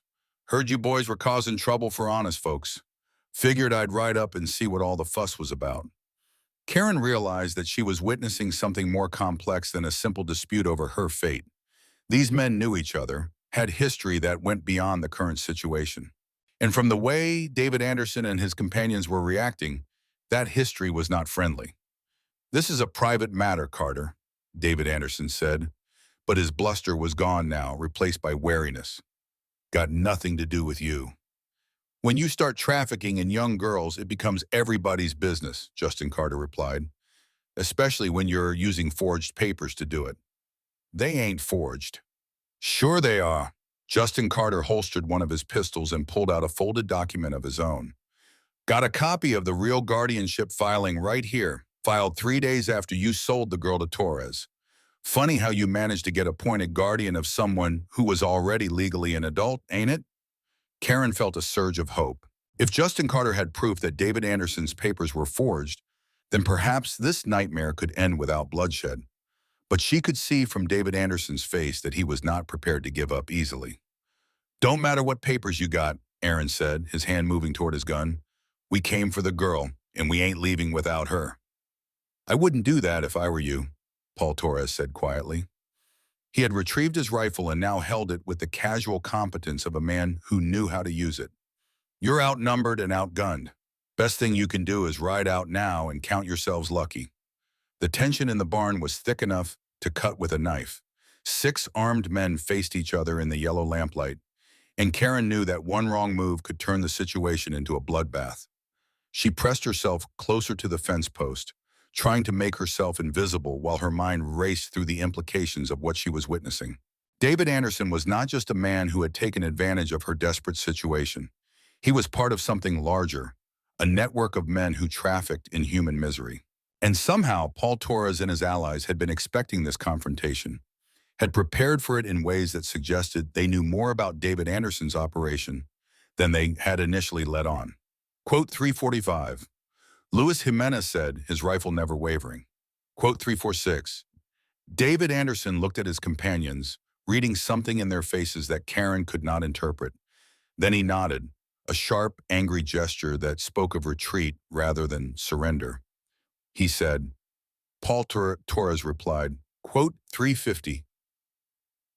David Anderson and his men began backing toward the barn door, their weapons still drawn but pointed away from the 3 defenders. It was a careful, choreographed withdrawal, the kind that allowed both sides to save face while avoiding immediate violence. But as they reached the door, Aaron turned back with a sneer. Quote 351, quote 352, Justin Carter said pleasantly. Quote 353. The 3 men disappeared into the storm, swallowed by the white fury as completely as if they had never existed. But their threats lingered in the air like smoke, poisoning the temporary victory with the promise of future violence. Paul Torres set his rifle aside and turned to his allies. Luis Jimenez explained. Paul Torres said, quote 358. Karen realized that she was shivering, and not just from the cold. The confrontation had shaken her more than she cared to admit, bringing home the reality that her past was not as buried as she had hoped. David Anderson and his associates were still out there, still determined to claim her as property, and they had resources she had not imagined. She was about to reveal herself when she heard footsteps in the snow behind her. Before she could turn around, a hand clamped over her mouth and an arm circled her waist, pulling her back against the solid chest. Quote 359, a voice whispered in her ear. Quote 360, Karen's blood turned to ice as she recognized the voice. It was the 3rd man from David Anderson's group, the one who had remained mostly silent during the confrontation in the barn. Somehow he had circled around while the others were making their theatrical withdrawal, and now he had her trapped. The man continued, his breath hot against her ear. Karen tried to struggle, but the man's grip was too strong. He began dragging her away from the barn, away from the safety of Paul Torres and his allies, toward the storm that would swallow them both without a trace. Where we're going, nobody's going to hear you scream, the man said, his voice filled with a satisfaction that made Karen's skin crawl. 364. As they moved further from the barn, Karen could hear the voices of Paul Torres and the others growing fainter. They were discussing the confrontation, making plans to deal with future threats, completely unaware that the danger had not passed. That even now, one of their enemies was making off with the very person they had fought to protect. Karen tried to think, tried to find some way to escape or signal for help. But the storm muffled all sound, and her captor's grip was unbreakable. She was being taken into the wilderness, into a white hell where survival was measured in minutes rather than hours. And somewhere in that wilderness, David Anderson and Aaron were waiting for her. The man dragging Karen through the storm moved with surprising confidence, as if he knew exactly where he was going despite the blinding snow. Karen realized that David Anderson's group had not simply stumbled upon the ranch by accident. They had scouted it, planned their approach, prepared for multiple contingencies. The confrontation in the barn had been theater, designed to distract Paul Torres and his allies while the real kidnapping took place. Quote 365, her captor said conversationally as they struggled through the deepening snow. Quote 3 Sindem. Karen tried to respond, but the hand over her mouth made speech impossible. She could only grunt and struggle, her efforts growing weaker as the cold began to sap her strength. Tyler Brooks seemed to interpret her struggles as curiosity rather than resistance. He continued. The casual way he spoke about human trafficking made Karen's stomach turn. She was not a person to him, just a commodity to be bought and sold. The realization filled her with a rage that burned hotter than the cold wind cutting through her clothes. They had been walking for perhaps 10 minutes when Tyler Brooks stopped suddenly.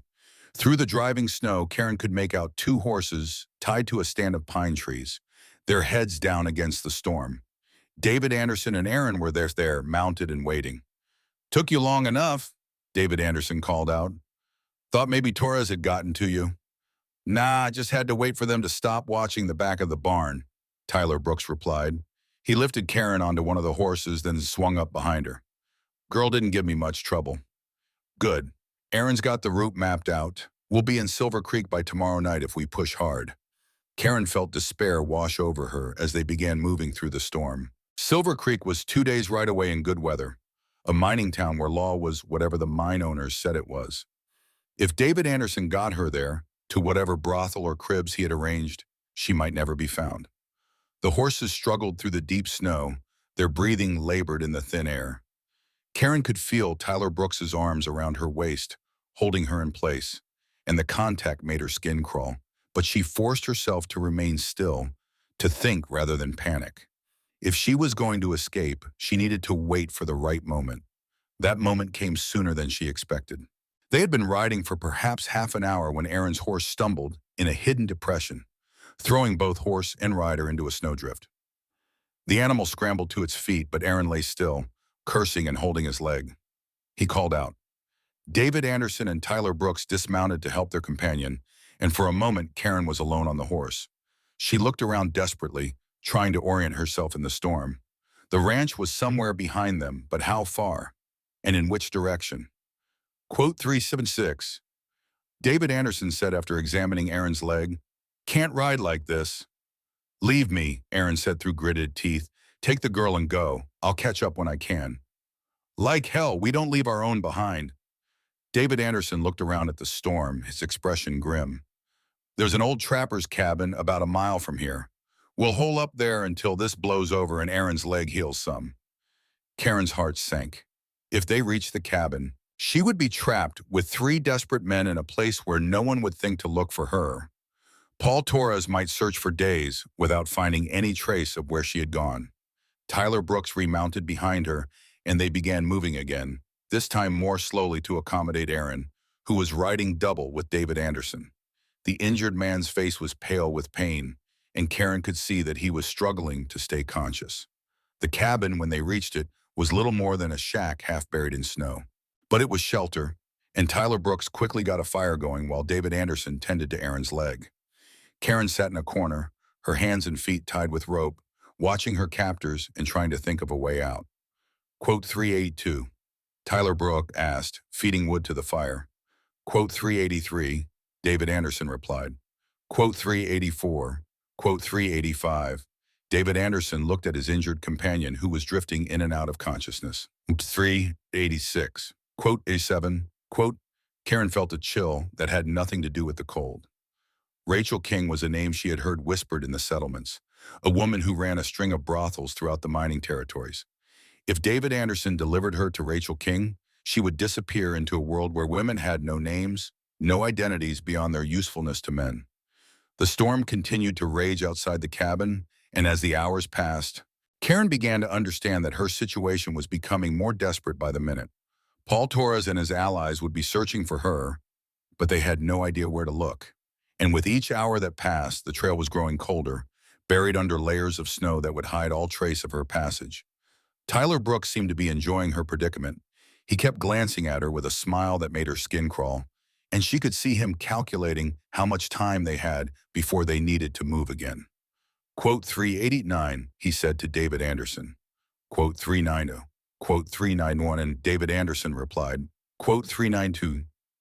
But Karen could see that Tyler Brooks was not convinced. There was something in his expression that suggested he was considering alternatives, plans that might not include David Anderson or Aaron. The thought that her captors might turn on each other offered a slim hope, but it also introduced new dangers. As night fell and the storm continued to howl around the cabin, Karen found herself thinking about Paul Torres. By now he would have discovered that she was missing, would be organizing search parties despite the impossible conditions. But would he think to look for the old trapper's cabin? Did he even know it existed? The fire burned low, and Tyler Brooks banked it for the night. David Anderson settled down to sleep near Aaron, who was still unconscious from pain and exhaustion. But Tyler Brooks remained awake, sitting near Karen with that predatory smile still playing around his lips. "Anderson's asleep," he said quietly, "and Aaron ain't going nowhere. Just you and me awake, little girl." Karen pressed herself back against the cabin wall, her heart racing. She had feared this moment since Tyler Brooks had first grabbed her, had seen the hunger in his eyes that went beyond simple greed. "Don't worry," Tyler Brooks continued, moving closer. "I ain't gonna hurt you, much. Just want to see what Andersons have been so eager to sell." Karen tried to scream, but Tyler Brooks clapped a hand over her mouth before any sound could emerge. His other hand reached for the rope binding her wrists, and she realized that her worst fears were about to become reality. But before Tyler Brooks could go any further, the cabin door exploded inward, torn from its hinges by a force that seemed to come from the storm itself. Snow and wind howled into the small space, extinguishing the fire and plunging everything into darkness. Through the chaos, Karen heard a voice she recognized, cold and deadly as winter itself. "Step away from her, Tyler. Right now."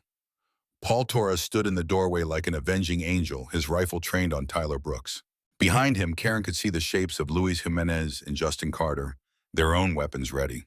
Tyler Brooks froze, his hand still on the rope binding Karen's wrists. David Anderson was struggling to wake up, confused by the sudden intrusion, while Aaron remained unconscious in the corner. Quote 398. Tyler Brooks asked, his voice tight with fear. Quote 399. Paul Torres replied simply. Quote 400. Tyler Brooks raised his hands slowly, backing away from Karen. But she could see him calculating, looking for an advantage, a way to turn the situation around. David Anderson was fully awake now, his hand moving toward his gun. Quote 401, Justin Carter said pleasantly, his pistol trained on David Anderson.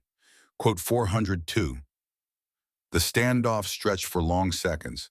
The only sound the howling of the wind through the broken door. Karen could feel the tension building like pressure before an explosion, and she knew that violence was only moments away. Then Aaron groaned and shifted in his sleep, and the small sound seemed to break the spell. Tyler Brooks lunged for his gun. David Anderson rolled toward his rifle, and the cabin erupted in gunfire and shouting. The gunfight in the cabin lasted only seconds, but to Karen it seemed to stretch for hours. Muzzle flashes lit the darkness like lightning, and the confined space amplified every shot until her ears rang with the noise. She pressed herself against the wall, trying to make herself as small as possible while bullets whined through the air above her head. When the shooting stopped, the silence was almost as deafening as the gunfire had been. Karen could smell gunpowder and blood, and she was afraid to look around to see who had been hit. Then Paul Torres's voice cut through the darkness, steady and reassuring. "Karen, are you hurt?" "No," she managed to say, her voice barely a whisper. "I'm all right." Light flared as Justin Carter lit a match and touched it to a piece of kindling. In the flickering glow, Karen could see that Tyler Brooks lay motionless near the far wall, a dark stain spreading across his chest. David Anderson was sitting against the wall holding his shoulder, his face pale with pain and shock. Aaron remained unconscious, apparently unharmed by the brief firefight. "It's over," Paul Torres said, kneeling beside Karen and cutting the ropes that bound her hands and feet. "You're safe now." Karen fell into his arms, shaking with relief and delayed shock. She had come so close to a fate worse than death, had been saved only by Paul Torres's determination to find her despite impossible conditions. The thought of what might have happened if he had arrived even a few minutes later made her feel sick. She asked, her face pressed against his chest. Quote, 409, Paul Torres explained, helping her to her feet. Quote, 410, quote, 411, Brown, Luis Jimenez added, checking David Anderson's wound. Few more minutes and things might have gone different. David Anderson looked up at them with hatred burning in his eyes. This ain't over, Torres. You killed one of my men, and that don't go unanswered in my line of work. Your line of work, Justin Carter said, reloading his pistol with casual efficiency. You mean trafficking in human beings?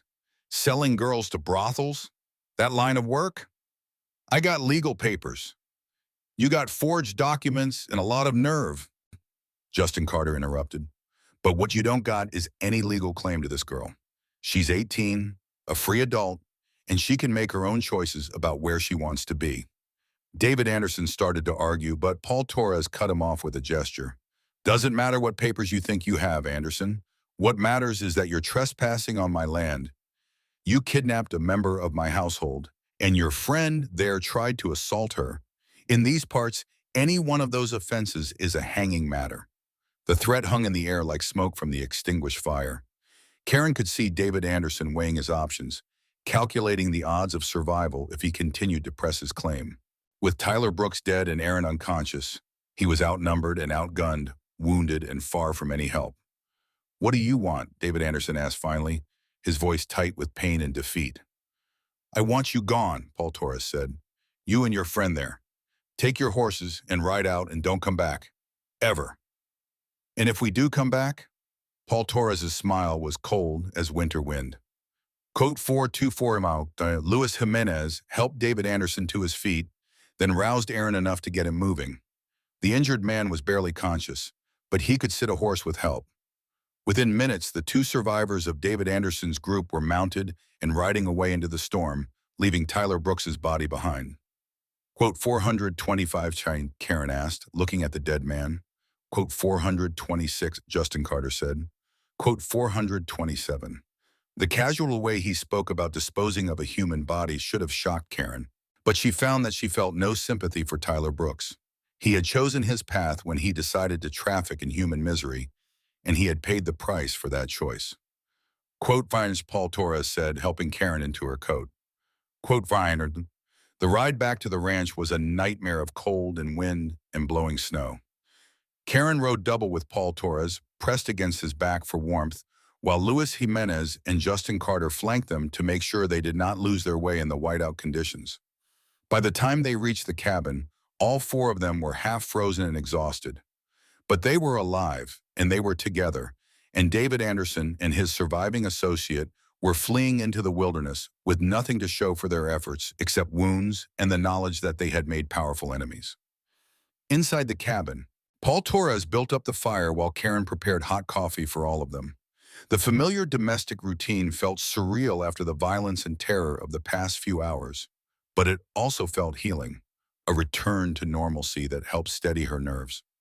At 430, she asked as they sat around the fire, warming themselves and sharing the coffee. Quote 431, Paul Torres replied. Quote 432, quote 433. Justin Carter said, quote 434. Luis Jimenez looked thoughtful. Quote 435 quote 436 Karen asked, remembering the kind woman who had helped outfit her when she first arrived. Quote Paul Torres said firmly. Quote Justin Carter said. Quote Karen asked, voicing the fear that had been growing in her mind. Paul Torres looked at her seriously. Luis Jimenez added. Karen hoped he was right, but she could not shake the feeling that this was only the beginning of a larger conflict. David Anderson had not seemed like a man who accepted defeat gracefully, and she had seen the hatred in his eyes when he looked at Paul Torres.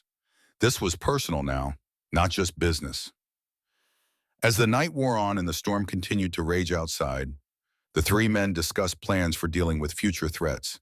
They talked about organizing the other ranchers in the area, about establishing regular patrols, about sending word to the territorial authorities about David Anderson's activities. But Karen found her attention drifting to Paul Torres himself, to the way he had risked everything to find her, the calm competence he had shown in the face of deadly danger. She had known he was a good man, but tonight she had seen depths of character that went beyond simple decency. He had killed for her, not in hot blood or sudden passion, but with cold calculation and steady aim. He had tracked her through a blizzard that would have defeated lesser men, had faced down armed killers without hesitation. And he had done it all, not because she was his property or his possession, but because she mattered to him as a person. The realization filled her with a warmth that had nothing to do with the fire crackling in the hearth. This was what love looked like, she understood now. Not the romantic fantasies of storybooks, but the willingness to risk everything for another person's safety and freedom. Quote 445. Paul Torres said, and she realized he had been speaking to her. Quote 446 to quote 447. Quote 448. Quote 449. Luis Jimenez and Justin Carter bedded down in the main room, their weapons close at hand. Paul Torres walked Karen to the door of her small bedroom, then paused on the threshold. He asked, Karen said, though she was not sure that was entirely true. The events of the evening had shaken her more than she cared to admit, had forced her to confront realities about the world that she had tried to ignore. But 453. Karen nodded, then impulsively reached up and kissed him on the cheek. It was a brief, chaste kiss, but it carried all the gratitude and affection she could not put into words. She whispered. Paul Torres touched his hand to the spot where she had kissed him, his expression swathed in the lamplight. Quote 456. The words hung between them, simple and honest, and more powerful than any declaration from a romantic novel. Karen felt tears spring to her eyes, but they were tears of joy rather than sorrow. Quote 457, she said, and she meant it with every fiber of her being. They stood there for a moment, looking at each other in the flickering light, both of them understanding that something fundamental had changed between them. The crisis had stripped away pretense and uncertainty, leaving only the essential truth of what they felt for each other. Quote, Paul Torres said finally, quote 459. Karen nodded and closed the door between them, but she could hear him moving around in the main room, checking the fire, making sure the cabin was secure. The sounds were comforting, domestic, the sounds of a man protecting his home and family. As she lay in her narrow bed listening to the storm rage outside, Karen reflected on how much her life had changed since the morning she had been sold for the price of a single horse. She had gone from being property to being a partner, from having no choices to having the most important choice of all. But she also understood now that the choice came with a price. David Anderson and men like him would not simply disappear because she had found happiness. There would be more confrontations, more violence, more tests of the life she and Paul Torres were trying to build together. The thought should have frightened her, but instead she found it oddly strengthening. She was not the same desperate, defeated girl who had been traded away by David Anderson. She was a woman who had found her place in the world, who had people worth fighting for and a future worth defending. Outside, the storm reached its peak, the wind howling like a living thing around the cabin walls. But inside, four people who had chosen to stand together against the darkness settled into an uneasy sleep, their weapons close at hand and their resolve unshaken. The mountains kept their ancient watch over the valley, indifferent to the small human dramas playing out in their shadow. But in the warm circle of firelight, something precious was taking root, something that might, with care and courage, grow into something strong enough to weather any storm. Dawn came gray and cold, with the storm finally beginning to show signs of weakening. Karen woke to the sound of voices in the main room and the smell of coffee brewing on the stove. For a moment she lay still, letting the events of the previous night settle in her mind like sediment in still water. She was safe. Paul Torres had found her, had risked his life to bring her home. David Anderson and his surviving associate were gone, fleeing into the wilderness with their plans in ruins. But the victory felt fragile, temporary, like a brief respite in a longer war. When she emerged from her room, she found the three men clustered around the kitchen table, studying what looked like a hand-drawn map. Their faces were serious, and she could see that they had been awake for some time, planning and preparing for whatever might come next. Quote 46, Paul Torres said, looking up as she approached. Quote 47, quote phone, Karen admitted. Quote Hamaja, quote Fanny Luis Jimenez explained. Quote Wild and Karen studied the map, seeing for the first time the scope of David Anderson's operation. There were marks indicating brothels, mining camps, way stations, and safe houses scattered across hundreds of miles of mountain territory. It was a network built on human misery, and David Anderson was just one part of it. How do you know all this? She asked. Been tracking Anderson and his kind for months, Justin Carter said, ever since they started operating in this territory. What happened to you, it's happened to dozens of other girls, maybe hundreds. The magnitude of it took Karen's breath away. She had thought her situation was unique, a personal tragedy born of circumstance and bad luck. But she was just one victim among many, part of a systematic trade in human beings that stretched across the frontier. Quote, fast, she asked. Quote, Paul Torres replied. Quote, fondu, quote, font, Louis Jimenez added. Quote, Farian, quote, foreign to quote, fun, Justin Carter said with satisfaction. Quote, 476 hours, Karen felt a surge of hope. Perhaps her ordeal could serve a larger purpose, could help other girls who were facing the same fate she had escaped. The thought gave meaning to her suffering, transformed her from victim to catalyst. Quote down, Paul Torres continued. Quote found on, quote find, Karen asked. Paul Torres pointed to a spot on the map, a town called Deadwood Creek, about 50 miles to the south. Quote for Hawaii. Quote Fafinam, Louis Jimenez said. Quote Bao, quote for Justin Carter said. Quote violence. Karen listened to the men plan their campaign against David Anderson's network, feeling both admiration for their courage and concern for their safety. They were talking about taking on a criminal organization that had resources and connections throughout the territory. It was dangerous work, the kind that could get them all killed. What about me? She asked. What's my role in all this? Paul Torres looked at her seriously. Your role is to stay safe. Anderson's made this personal now, and he'll be looking for ways to hurt me through you. The best thing you can do is stay here, where we can protect you. Karen felt a flash of frustration. After everything she had been through, after proving that she was stronger than anyone had given her credit for, she was being asked to sit on the sidelines while others fought the battle that had started with her kidnapping. I don't want to hide, she said. I want to help. These are my people Anderson's been hurting. Girls like me who don't have anyone to protect them. And you can help, Paul Torres said, but not by putting yourself in danger. We need someone here to coordinate communications, to serve as a safe haven for other victims who might escape from Anderson's network. It was a compromise, Karen realized, a way to include her in the effort without exposing her to direct danger.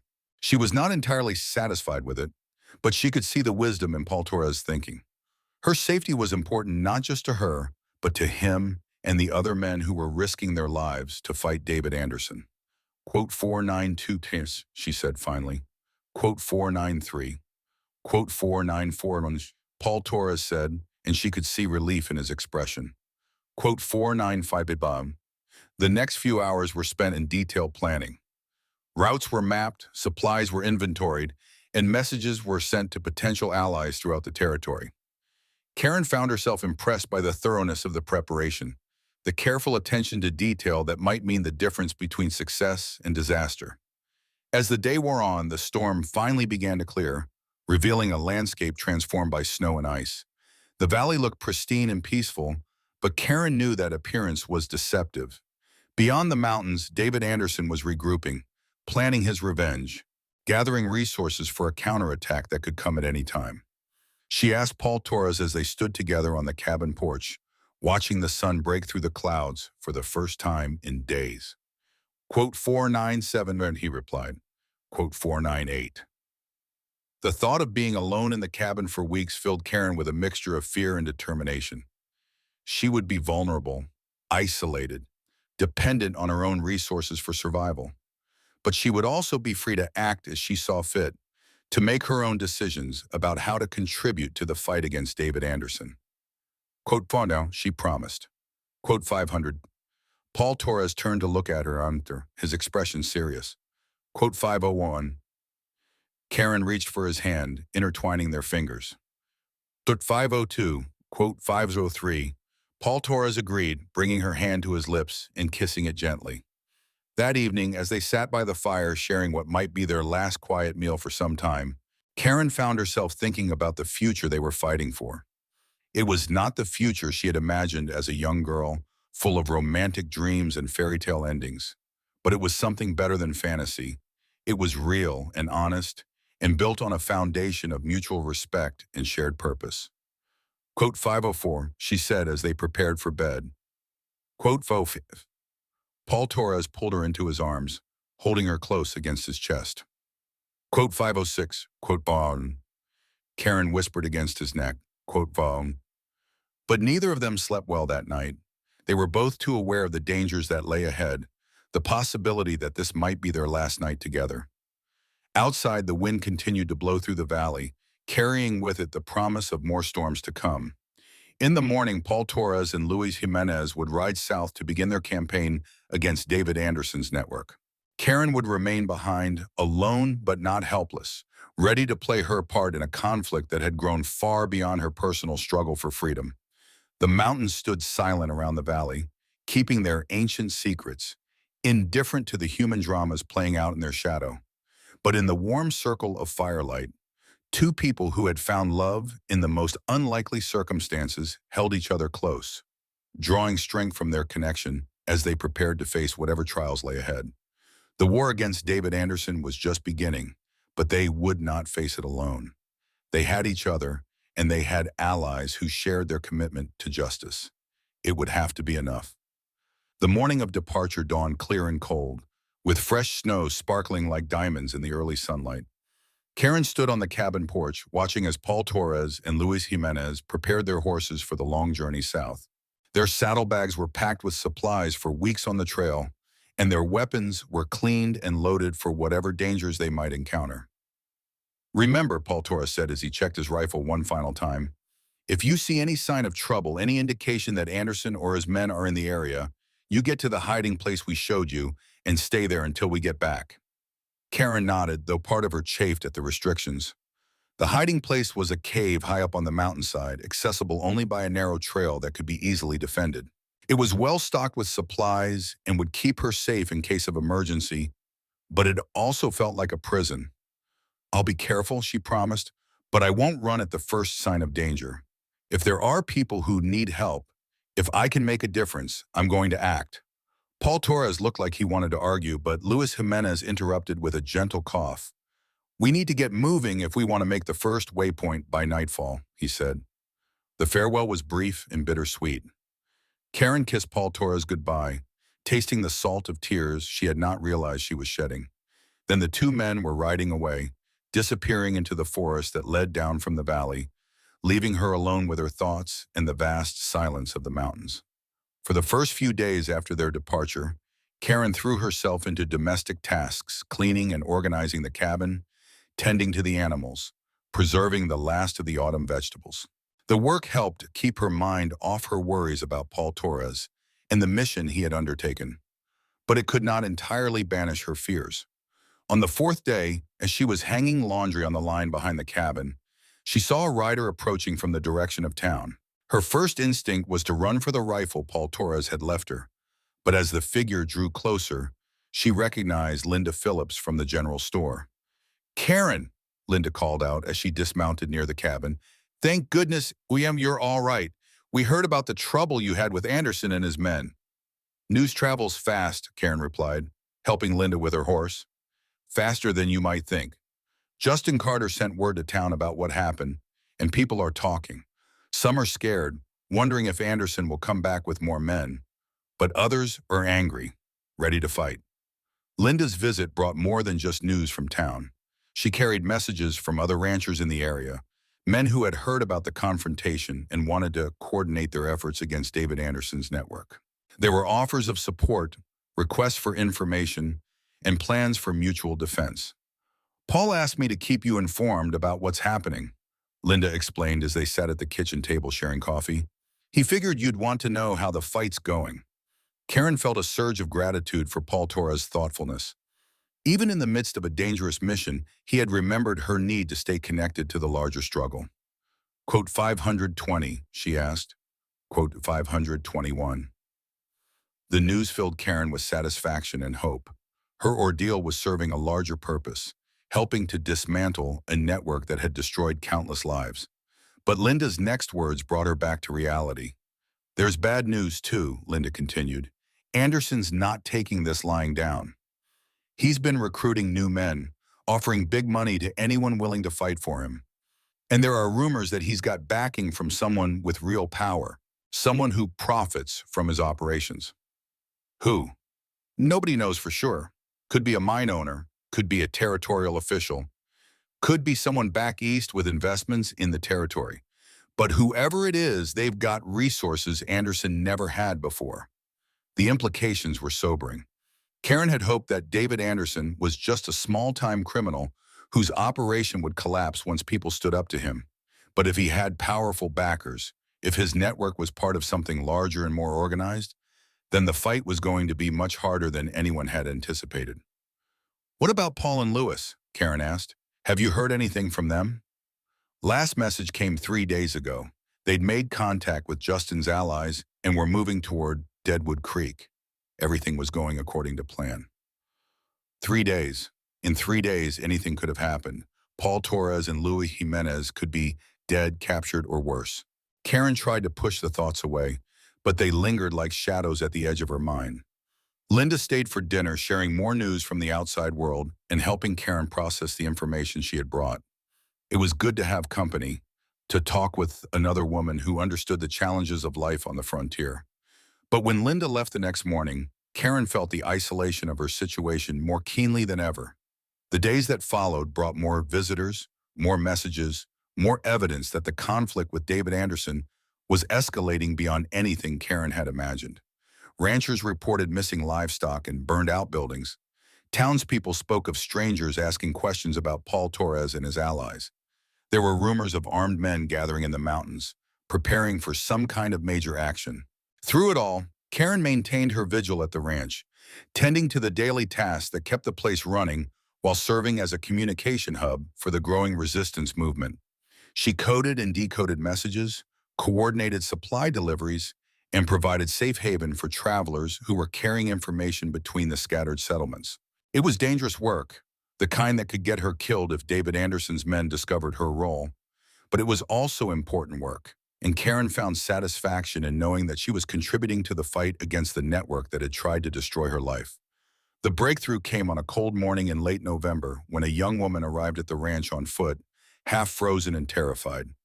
She was perhaps 16, with the hollow-eyed look of someone who had seen too much suffering in too short a time. Quote 529. The girl gasped as Karen helped her into the cabin. Quote 531, Karen asked, wrapping the girl in blankets and setting her by the fire. Quote 532, Amy and Gwen. The name was familiar, and after a moment, Karen remembered where she had heard it. Amy was the woman who had worked for Paul Torres before Karen arrived, the one who had kept house and tended the garden. But what was she doing in Silver Creek? And how had she ended up in David Anderson's network?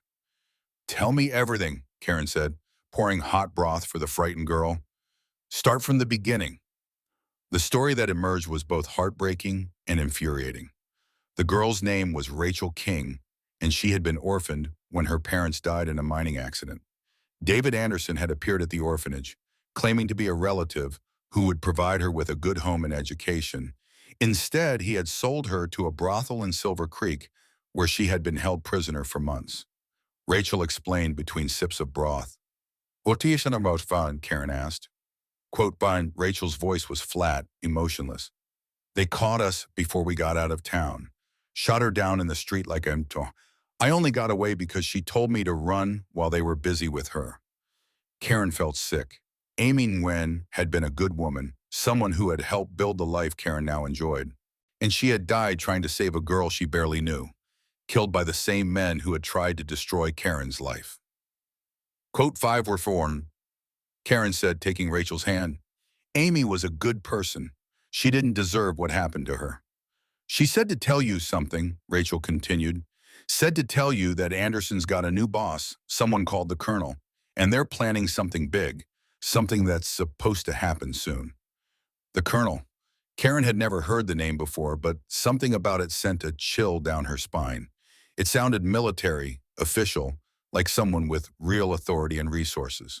If David Anderson was now working for someone with that kind of backing, the situation was even more dangerous than anyone had realized. Did Amy say anything else? Karen asked. She said the Colonel's got men coming in from all over the territory, professional fighters and killers, and they're all heading for one place. Rachel paused, her eyes wide with fear. Here. They're coming here. The words hit Karen like a physical blow. Anderson and his new allies were not just regrouping, they were preparing for a major assault on the ranch. And Paul Torres and Luis Jimenez were hundreds of miles away, unaware that the war was about to come to their own doorstep. When? Karen asked, trying to keep her voice steady. How much time do we have? Amy wasn't sure. Could be days, could be weeks, but she said they were moving fast, bringing in men and supplies like they were planning for a siege. Karen's mind raced through the implications.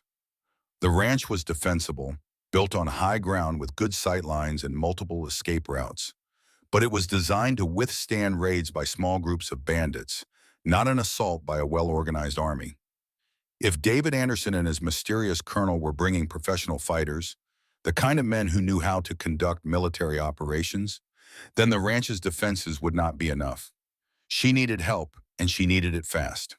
But Paul Torres and Luis Jimenez were too far away to reach in time, and the other ranchers in the area would not be able to stand against a professional force. She was on her own, with only a frightened teenager and whatever resources she could gather in the next few days. Rachel, she said, turning to the girl, I need you to do something for me. It's dangerous, but it might be the only way to save a lot of innocent people. Rachel looked up from her broth, her young face set with determination. What do you need? I need you to carry a message to town, to Linda Phillips at the general store. Tell her what you told me about the colonel and his army. Tell her we need every man who can hold a rifle to get here as fast as possible. What about you? I'm going to prepare for a siege. If Anderson wants a fight, I'll give him one he won't forget.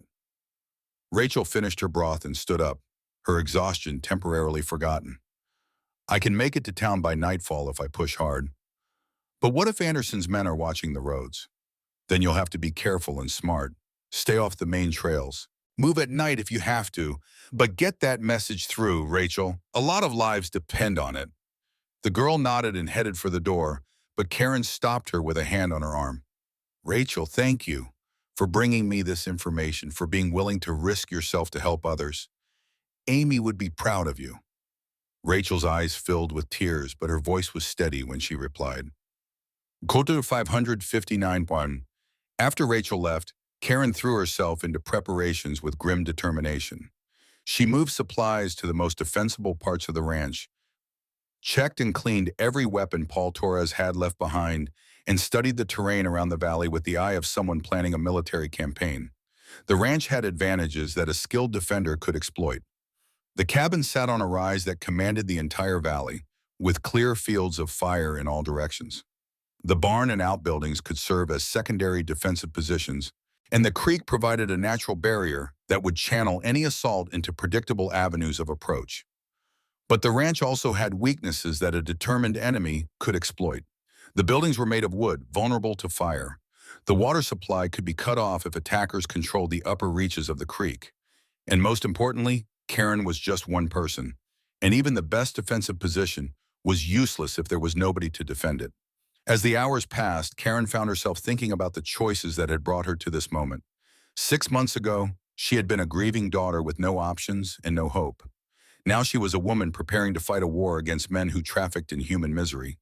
The transformation seemed impossible, but it was real, and it filled her with a strength she had never known she possessed. The first reinforcements arrived the next morning, 3 ranchers from the lower valley who had gotten Linda Phillips's message. They were good men, experienced fighters who knew the country and understood the stakes, but they were also vastly outnumbered by the force that was reportedly heading their way. How many men you think Anderson's bringing? Asked Tom Bradley, the eldest of the 3 ranchers. Could be 20, could be 50, Karen replied. All we know for sure is that they're professionals, not the usual collection of drifters and criminals Anderson's used before. 50 professional fighters. Bradley shook his head grimly. That's more than all the fighting men in the county combined. Then we'll have to be smarter than they are, Karen said. Use the terrain, hit them when they don't expect it, make them pay for every yard of ground they take. The second day brought more volunteers, including several men who had served in the territorial militia and knew something about military tactics. Together, they began planning a defense that would maximize their advantages while minimizing their weaknesses. The plan that emerged was audacious and desperate in equal measure. Rather than trying to hold the ranch buildings against a superior force, they would use the entire valley as their battlefield. Hidden positions were established throughout the area, each one covering the others and providing multiple fallback positions. Supply caches were buried at strategic points, and escape routes were mapped and marked. It's not about winning a pitched battle, explained Marcus Webb, a former cavalry sergeant who had taken unofficial command of the defensive preparations. It's about making Anderson's army pay such a high price that they'll give up and go home. And if they don't give up, asked one of the younger volunteers. Then we make them pay an even higher price, Webb replied grimly. On the third day, scouts reported movement in the mountains to the south. A large group of riders, moving with military precision, making their way toward the valley. The attack that Amy Nguyen had died to warn them about was finally beginning. Karen stood on the cabin porch that evening, watching the sun set behind the western peaks and thinking about the battle that would begin with the dawn. Somewhere out there, David Anderson and his mysterious colonel were preparing their assault, confident that they could crush the small group of defenders and claim their prize. But they had made a mistake, Karen realized. They saw her as a victim, a piece of property to be reclaimed. They did not understand that she was no longer the frightened girl who had been sold for the price of a single horse. She was a woman who had found her strength, her purpose, and her place in the world. And she would not give up any of those things without a fight. The mountains stood silent around the valley, keeping their ancient watch over the human drama about to unfold in their shadow. But in the warm circle of firelight, a group of determined men and women prepared for battle, drawing strength from their shared commitment to justice and freedom. The war against David Anderson's network had come home to the place where it all began.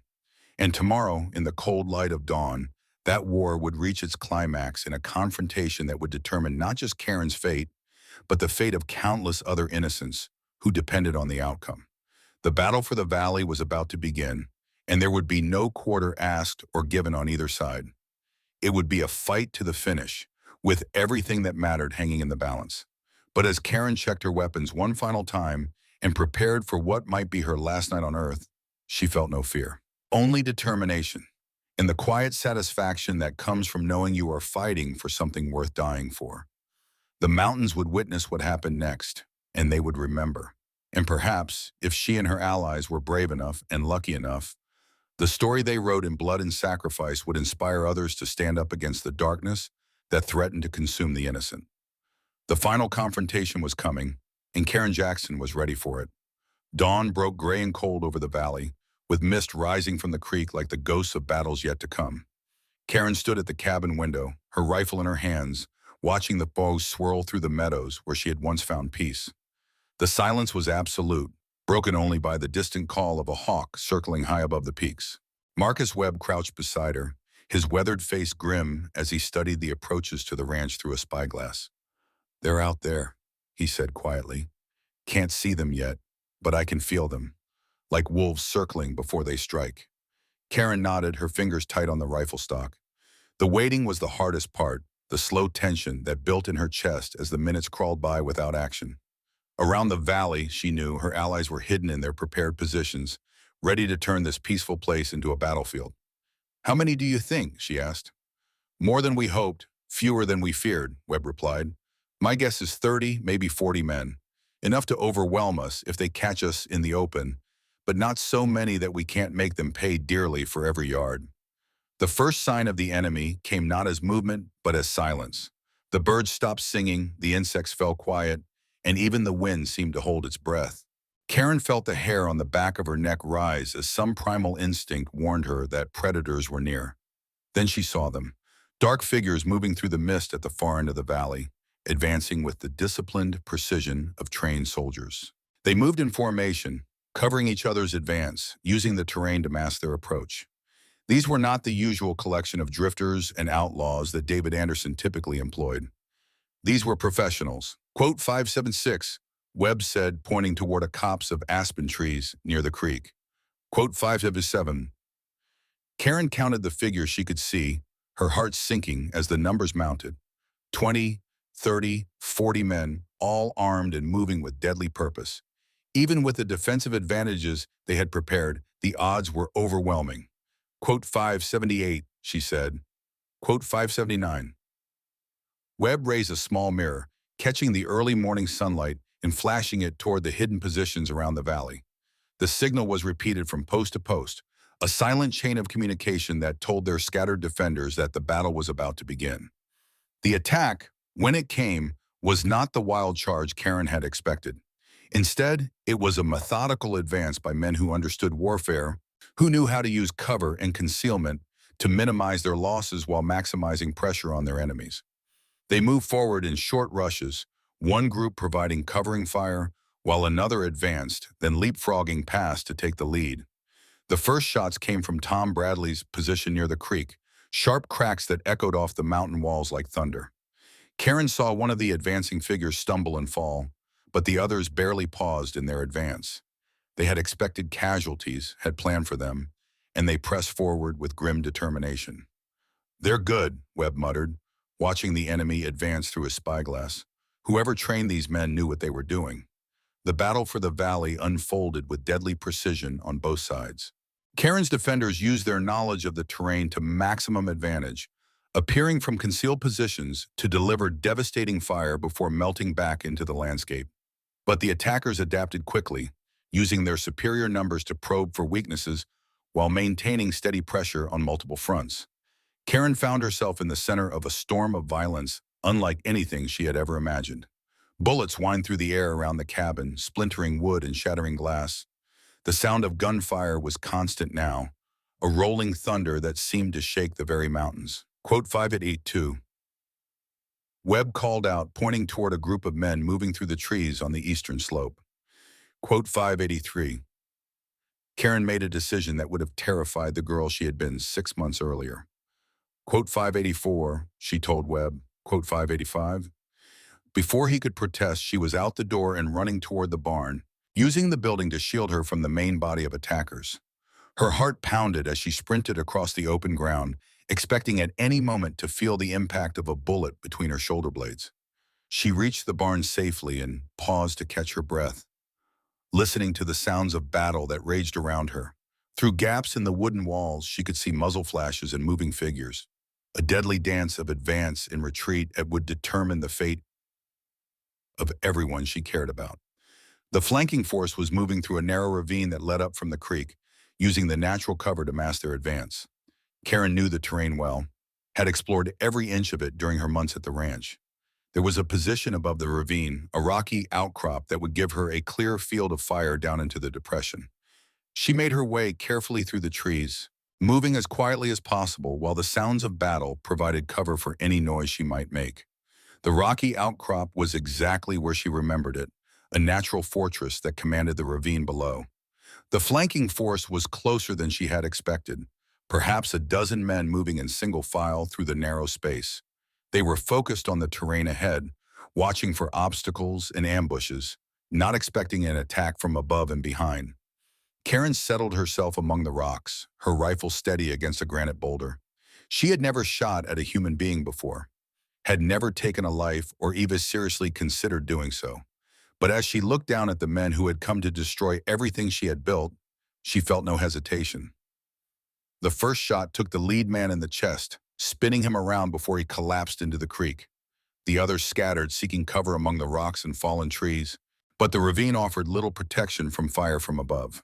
Karen worked her rifle with methodical precision, picking her targets carefully and making each shot count. She was not the frightened girl who had been sold for the price of a horse. She was a woman defending her home, her future, her very right to exist as a free human being. The flanking attack collapsed within minutes, the survivors retreating back down the ravine under cover of smoke and confusion.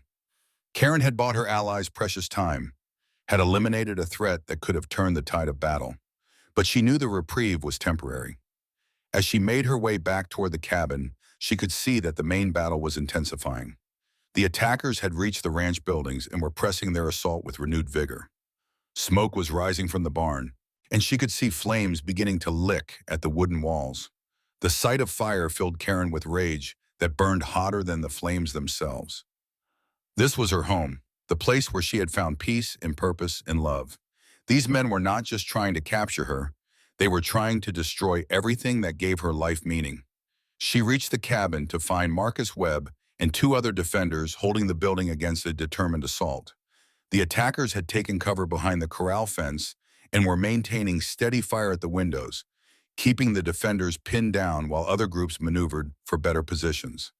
Code 586 Webb demanded as Karen slipped through the back door. Code 587, she replied, checking her ammunition. Code 588, Code 589. As if to emphasize his words, a burning arrow struck the cabin roof, the flames spreading quickly across the dry wooden shingles. Karen realized that their defensive plan had a fatal flaw. They had prepared to fight a battle of movement and maneuver, but the enemy was forcing them to stand and fight for fixed positions that could not be held. Quote 590, she said. Quote 591. Webb nodded grimly. Quote 592.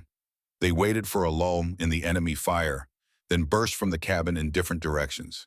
Karen ran for the trees as bullets kicked up dirt around her feet, her lungs burning as she pushed herself to maximum speed.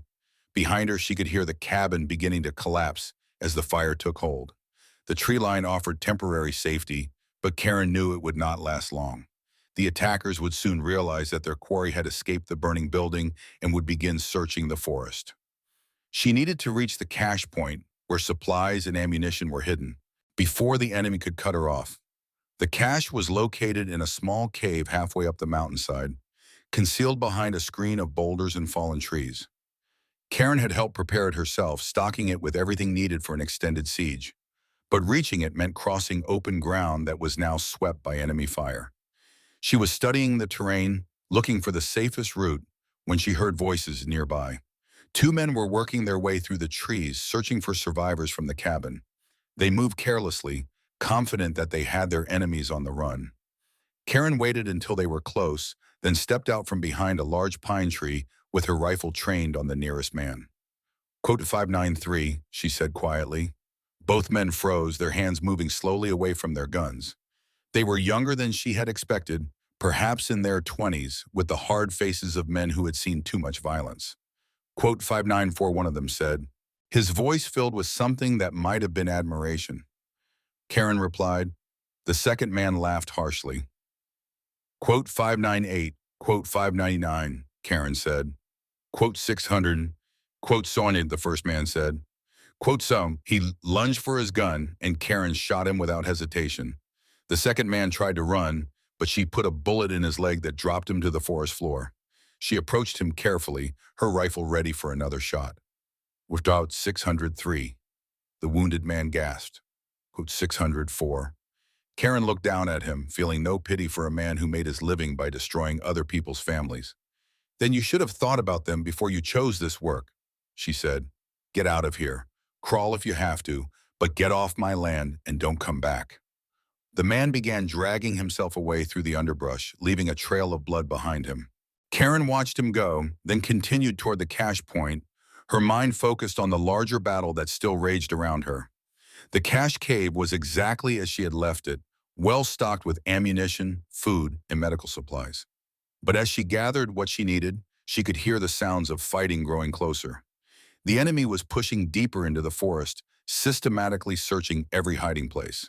She was preparing to leave when she heard a familiar voice calling her name. Paul Torres emerged from the trees, his clothes torn and his face streaked with smoke and dirt. Behind him came Luis Jimenez and three men she did not recognize. Karen! Paul Torres ran to her, pulling her into his arms with desperate relief. Thank God you're alive. We saw the smoke from miles away. How did you get here so fast? She asked, hardly able to believe he was real. Got word about the attack from Justin's contacts, Paul Torres explained. Rode hard for 3 days, changing horses at every station. Brought help with us. The three strangers were introduced as federal marshals, men who had been investigating David Anderson's network for months. They carried official warrants and the authority to arrest anyone involved in the trafficking operation.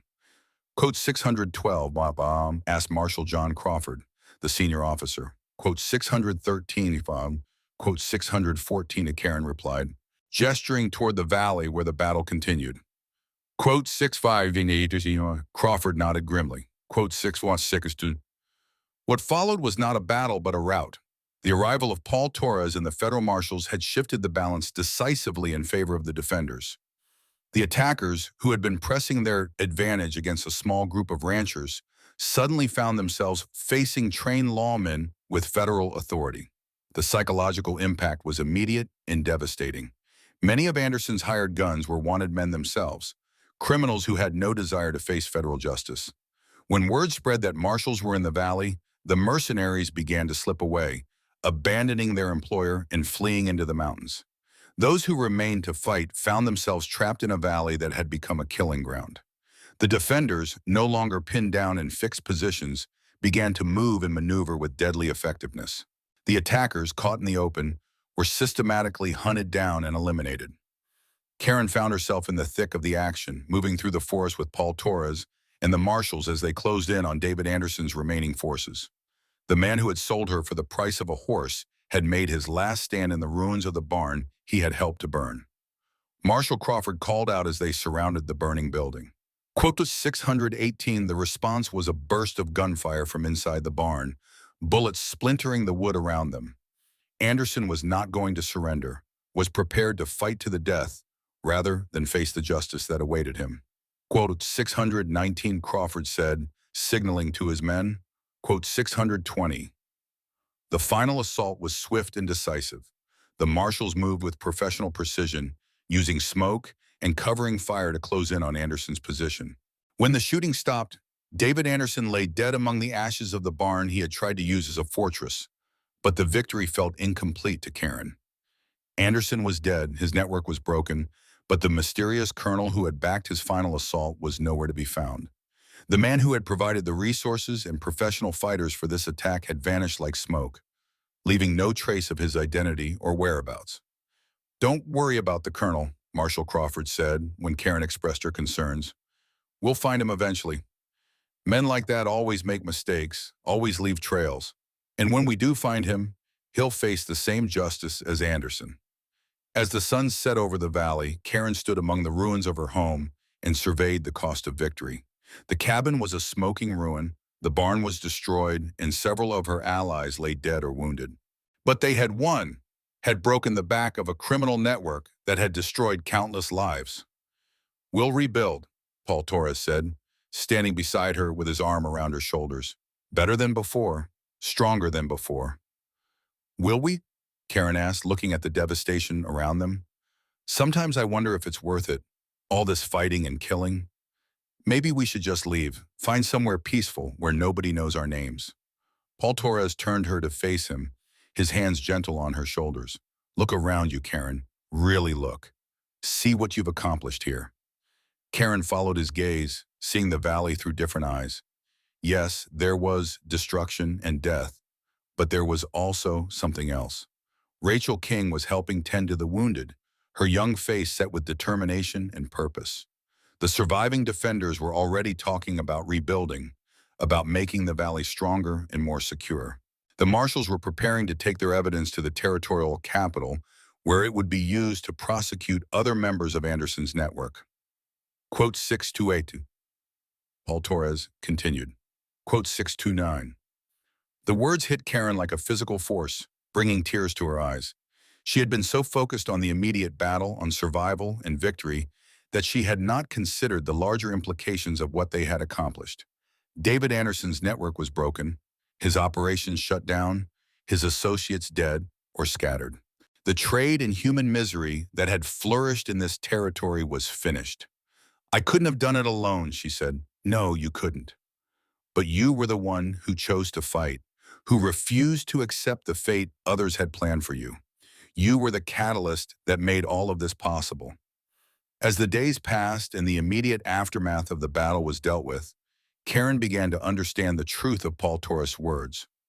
Word of Anderson's defeat spread throughout the territory like wildfire, inspiring other communities to stand up against similar criminal operations. The federal marshals used the evidence they had gathered to launch investigations that would eventually reach all the way to Washington, exposing corruption and criminality at the highest levels. But perhaps most importantly, the story of a girl who had been sold for a horse and had fought back against her oppressors became a legend that would be told for generations. It gave hope to the hopeless, courage to the fearful, and strength to those who had been told they were powerless. The rebuilding of the ranch became a community effort, with volunteers arriving from throughout the territory to help with the work. The new cabin was larger and stronger than the old one, built to withstand both the harsh mountain winters and any future attacks. The barn was reconstructed with stone foundations and fire-resistant materials. But the most important reconstruction was not of buildings, but of lives. Rachel King chose to stay in the valley, working with Karen to establish a safe haven for other victims of trafficking. The ranch became a place where broken people could heal, where those who had lost everything could find new purpose and hope. Linda Phillips moved from town to help run the operation, bringing her practical skills and warm heart to the work of helping traumatized women rebuild their lives. Other volunteers came and went, but a core group remained, dedicated to the mission of fighting against human trafficking and helping its victims. Paul Torres and Karen were married in the spring, in a simple ceremony attended by everyone who had fought in the battle for the valley. It was not the grand wedding Karen had dreamed of as a girl, but it was something better. It was a celebration of love that had been tested by fire and found to be unbreakable. The marriage was a partnership in every sense of the word. Karen was not just Paul Torres's wife, but his equal partner in running the ranch and the safe haven they had created. She managed the finances, coordinated with law enforcement agencies, and personally counseled many of the women who came to them for help. As summer arrived and the valley bloomed with wildflowers, Karen often found herself thinking about the journey that had brought her to this place. The girl who had been sold for a horse was gone, replaced by a woman who had found her strength and purpose in the crucible of adversity. One evening, as she sat on the porch of the new cabin, watching the sunset paint the mountains in shades of gold and crimson, Paul Torres joined her with 2 cups of coffee. He said, settling into the chair beside her. Karen replied. Karen smiled, taking his hand in hers. Quote 636. Quote 637, and Paul Torres said, echoing words he had whispered to her during their darkest moments. Quote 633, and as the stars began to appear in the darkening sky, Karen reflected on the strange twists of fate that had brought her to this moment. She had lost everything, had been reduced to property to be bought and sold, had faced death and worse. But through it all, she had never lost the most important thing of all, her sense of who she was and who she could become. The mountains stood eternal around their valley, witnesses to the small human drama that had played out in their shadow. They had seen empires rise and fall, had watched countless generations struggle and strive and pass into memory. But they had also seen something rarer, the transformation of a victim into a victor, the birth of hope from the ashes of despair. In the distance, a wolf howled, its voice carrying across the peaks like a song of freedom. Karen listened to the sound, no longer afraid of the wilderness that surrounded her. She had learned that the most dangerous predators were not the ones that roamed the mountains, but the ones that walked on 2 legs and preyed on human weakness. But she had also learned that even the most dangerous predators could be defeated by people who refused to be victims, who stood together and fought for what was right. The battle for the valley had been won, but the war against those who would exploit and enslave others would continue. And Karen Jackson, the woman who had been sold for a horse and had bought her freedom with courage and blood, would be part of that fight for as long as she drew breath. The future stretched ahead of them, uncertain but full of possibility. There would be challenges, setbacks, moments of doubt and fear. But there would also be victories, small and large, as more people found the courage to stand up against injustice. And in a small valley high in the mountains, where the air was thin and the silence was profound, a woman who had once been property sat with the man she loved, watching the stars emerge in the vast Montana sky, knowing that she was finally truly free. The first anniversary of the battle came with the turning of the leaves, the aspens painting the mountainsides in brilliant gold that seemed to glow in the autumn sunlight. Karen stood in the cemetery they had established on a hill overlooking the valley, placing wildflowers on the graves of those who had died defending their home. Amy Nguyen's grave was marked with a simple wooden cross, but Karen had plans for something more permanent. The woman who had died trying to save Rachel King deserved better than a temporary marker. She deserved to be remembered for the courage she had shown in her final moments. She would be proud of what we've built here, Rachel said, joining Karen at the graveside.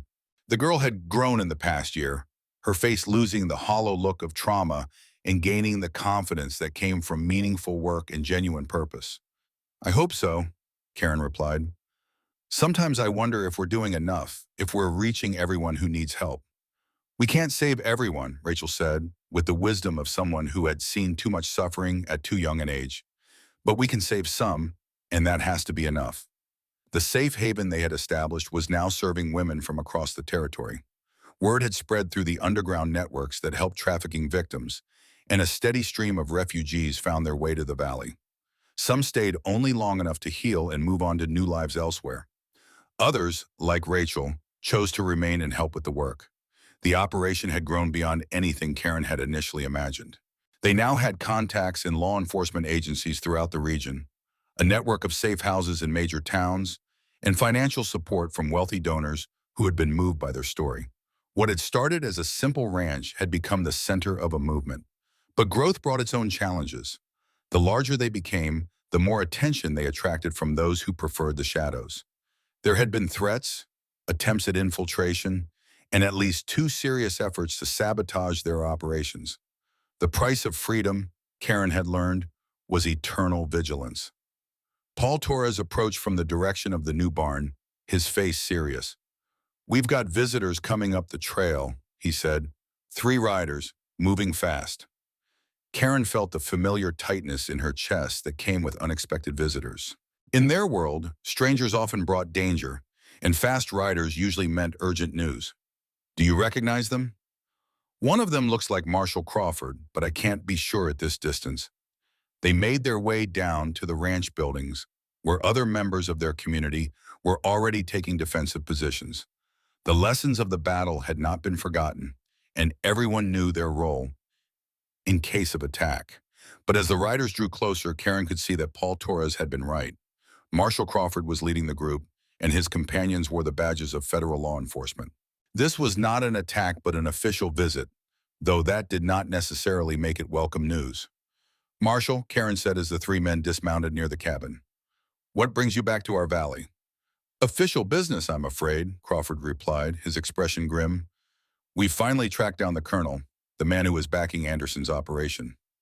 The news sent a chill through Karen. She had hoped that the mysterious colonel had simply disappeared, had given up his criminal enterprises and faded into obscurity. But she had always known that men with that kind of power and resources rarely gave up easily. "Who is he?" Paul Torres asked. "Colonel Marcus Whitman, formerly of the United States Army, cashiered out 5 years ago for embezzlement and other irregularities. Since then, he's been operating a network of criminal enterprises throughout the Western Territories."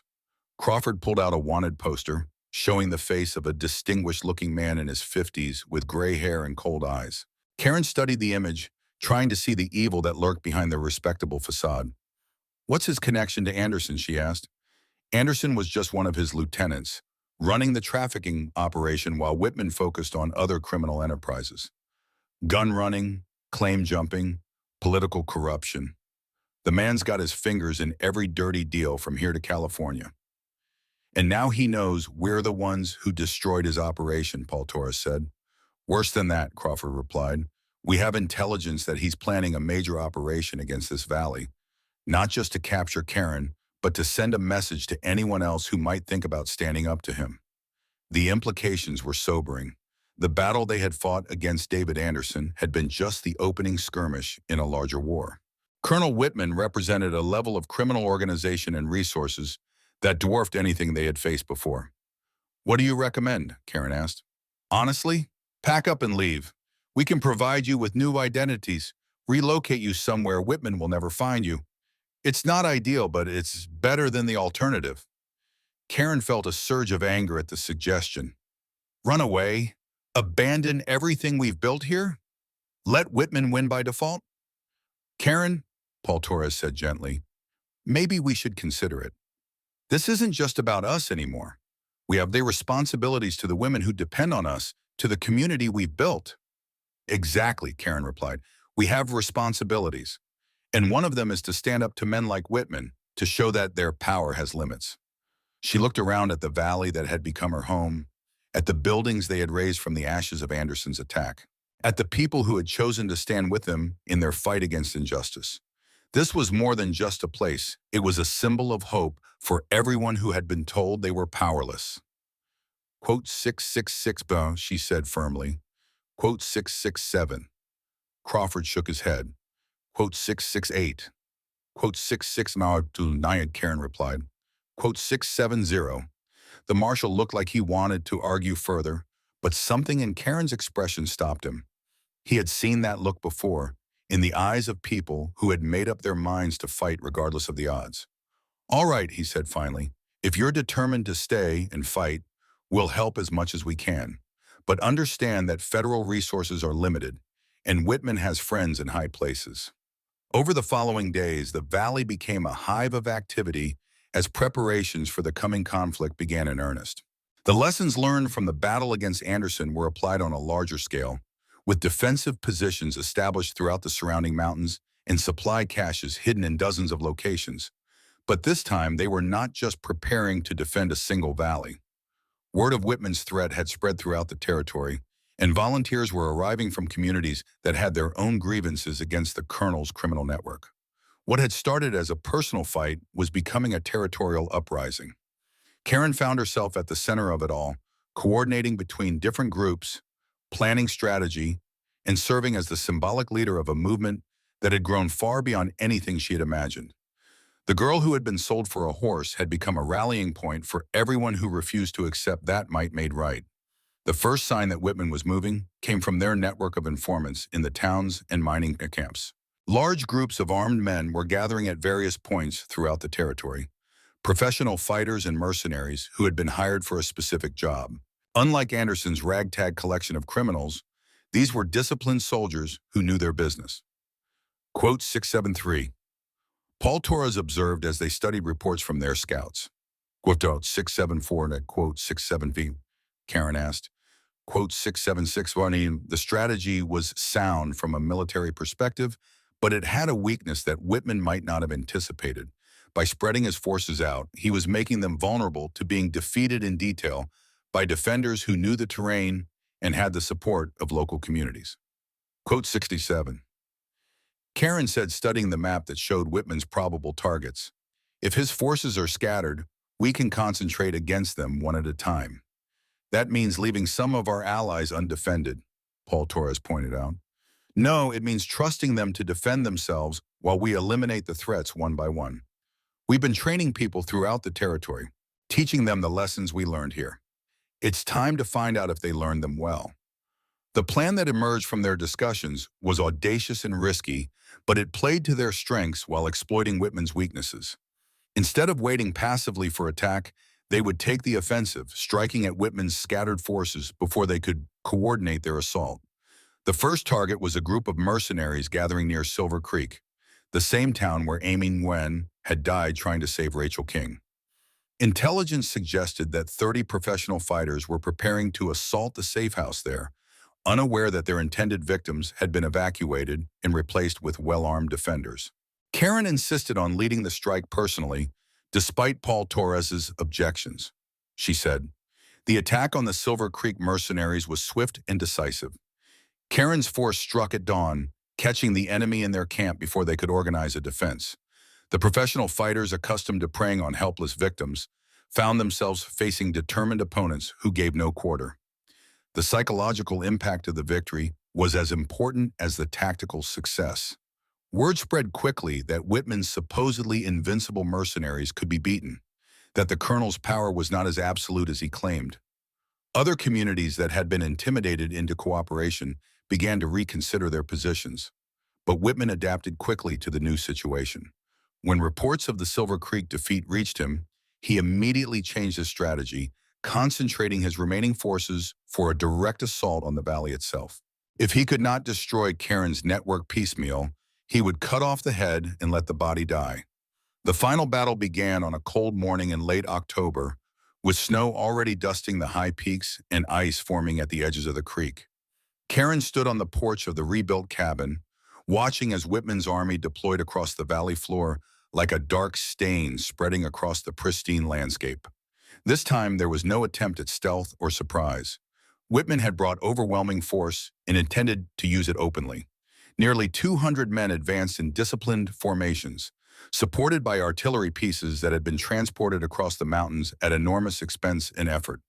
"He's not taking any chances," Paul Torres observed, studying the enemy deployment through field glasses.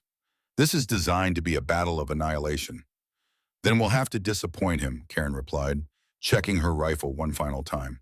The defensive plan they had developed was based on the same principles that had worked against Anderson, but scaled up to meet the larger threat. The valley would become a killing ground, with prepared positions and overlapping fields of fire that would channel the attackers into carefully planned kill zones. But Karen knew that defense alone would not be enough against such overwhelming numbers. They needed something more, something that would break Whitman's army, not just tactically, but psychologically. The answer came from an unexpected source. As Whitman's forces prepared for their assault, a new group of riders appeared on the ridge overlooking the valley. Federal cavalry, led by a colonel who carried orders from Washington itself. "Colonel Whitman," the cavalry commander called out through a speaking trumpet, "you are under arrest by order of the United States government. Surrender immediately or face the consequences." For a moment, the valley was silent, except for the wind in the pines. Then Whitman's voice rang out in reply, filled with contempt and defiance. Quote 688. The cavalry colonel's response was immediate and decisive. "Then you have chosen to be treated as an enemy of the United States. All units, prepare for action." What followed was not the grinding battle of attrition that Karen had expected, but a rout. Whitman's mercenaries, faced with the prospect of fighting the United States Army, began to desert en masse. Professional soldiers they might be, but they had not signed up to wage war against their own country. Whitman himself fought to the end, barricaded in a cabin at the far end of the valley with a handful of loyal followers. When the final assault came, he died with a gun in his hand, unrepentant to the last. The victory was complete, but it came at a cost that went beyond the casualties of battle. The valley that had been Karen's sanctuary was once again scarred by violence, marked by the graves of good people who had died defending what they believed in. But as the smoke cleared and the dead were counted, Karen began to understand that something profound had changed. The defeat of Colonel Whitman had not just eliminated a criminal network, it had demonstrated that ordinary people could stand up to even the most powerful oppressors and win. The story of the valley, of the girl who had been sold for a horse and had fought back against an army, became legend throughout the territory and beyond. It inspired others to stand up against injustice, to refuse to accept that they were powerless in the face of corruption and cruelty. In the months that followed, Karen and Paul Torres expanded their operations, establishing safe houses and support networks throughout the Western territories. The federal government, embarrassed by the extent of Whitman's criminal empire, provided funding and official support for their efforts. But the most important victory was not in the public recognition or official support. It was in the knowledge that they had proven something fundamental about the human spirit, that it could not be broken, could not be bought, could not be defeated by those who saw people as nothing more than property to be traded. As winter settled over the valley once again, Karen stood at the window of the rebuilt cabin, watching snow fall on the meadows where she had once found peace. Paul Torres joined her, wrapping his arms around her from behind. He asked softly. Karen leaned back against his chest, feeling the solid warmth of his presence. "Quote 693, she said. Quote 694. Quote 695. Karen smiled, watching the snow swirl in the lamplight beyond the window. Quote 696 outside. The wind carried the sound of voices from the main house, where a new group of refugees was settling in for their first night of freedom. Tomorrow there would be new challenges, new battles to fight, new lives to rebuild. But tonight there was peace in the valley, and the knowledge that good people had stood together against the darkness and had not been found wanting. The mountains kept their eternal watch, witnesses to the small human dramas that played out in their shadow. They had seen the rise and fall of empires, the ebb and flow of human fortune, the endless struggle between those who would exploit and those who would resist. But they had also seen something rarer and more precious, the transformation of a victim into a victor, the birth of hope from the ashes of despair, the proof that the human spirit, when tested by fire, could emerge stronger and more beautiful than ever before. In a small valley high in the Montana mountains, where the air was thin and the silence was profound, a woman who had once been sold for the price of a single horse sat with the man she loved, watching the snow fall on the home they had built together, knowing that she was finally, truly, completely free.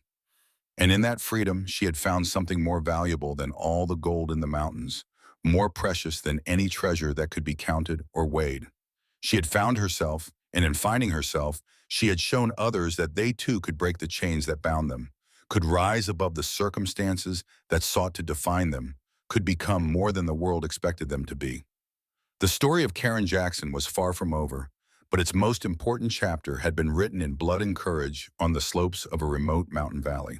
It was a story that would be told for generations, inspiring others to stand up and fight for their own freedom, their own dignity, their own right to determine the shape of their own lives.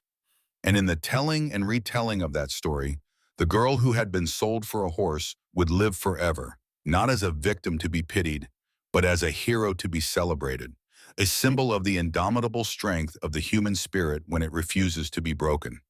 The wind carried the sound through the valley, a whisper that seemed to come from the mountains themselves. You are worth more than they said.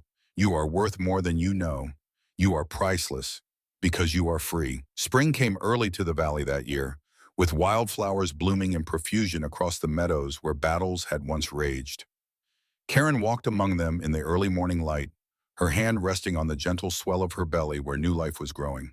The child would be born in the autumn, when the aspens turned gold and the first snow dusted the peaks. It seemed fitting somehow, this new beginning in a place that had seen so much death and destruction. The valley was healing as she had healed, growing stronger and more beautiful with each passing season. The scars of battle were still visible if you knew where to look, but they were being covered by new growth, new hope, new possibilities. Paul Torres found her there among the flowers, his face soft with a wonder that still overcame him whenever he looked at her. Quote 697, he asked, his hand joining hers on her belly. Quote 698, she said simply. Quote 699. They had received word the previous week that President Grant himself was planning to visit the territory, to see firsthand the work they had accomplished and to meet the woman whose story had captured the nation's attention. It would be the culmination of everything they had fought for, official recognition of their struggle and their victory. But more important than any presidential visit was the knowledge that their work was spreading. Safe houses had been established in dozens of towns throughout the West, staffed by people who had learned from their example. The network that had once trafficked in human misery was being replaced by a network dedicated to human freedom. "Do you think our child will understand?" Paul Torres asked. "When they're old enough to hear the whole story, will they be proud of what we did here?" Karen considered the question as she watched a hawk circle high above the valley. "I think they'll understand that sometimes good people have to fight for what's right, even when the odds are against them. And I think they'll be proud to carry on that tradition." As if in response to her words, the child moved within her, a gentle flutter that reminded her of the butterfly wings she had felt the first time Paul Torres had kissed her. New life, new hope, new possibilities, spreading their wings in preparation for flight. The sound of approaching horses drew their attention to the trail that led up from the lower valley. A small group of riders was making its way toward the ranch, moving with the easy confidence of people who belonged here. Karen recognized them as some of their regular visitors, people who came to the valley seeking healing and found instead a new purpose in life. Among them was a young woman Karen had never seen before, riding with the careful posture of someone still learning to trust her own strength. She had the hollow look that Karen recognized from her own reflection in the months after her father's death. the expression of someone who had lost everything and was struggling to find reasons to continue. Quote 703 Paul Torres observed. Quote 704 Karen corrected. Quote 705 They walked back to the ranch buildings together, ready to welcome the new arrival and begin the process of healing that had become their life's work. It was not easy work, helping broken people rebuild their lives, but it was necessary work. And it was work that gave meaning to everything they had suffered and overcome. The young woman's name was Sarah Mitchell, and her story was depressingly familiar. Orphaned by disease, betrayed by those who had promised to help her, sold into a life of degradation and despair. But she had escaped, had found the courage to run and the determination to seek help. She said as Karen tended to the cuts and bruises that marked her journey. Quote 707 Mom. Quote 708 and Karen replied. Quote 709 Mom. Over the following weeks, Karen watched Sarah begin the slow process of healing. It was like watching a flower bloom in fast motion, as confidence replaced fear and hope replaced despair. The transformation was never complete, never perfect, but it was always miraculous. Quote 710 Mom. Sarah asked one evening as they sat on the porch watching the sunset.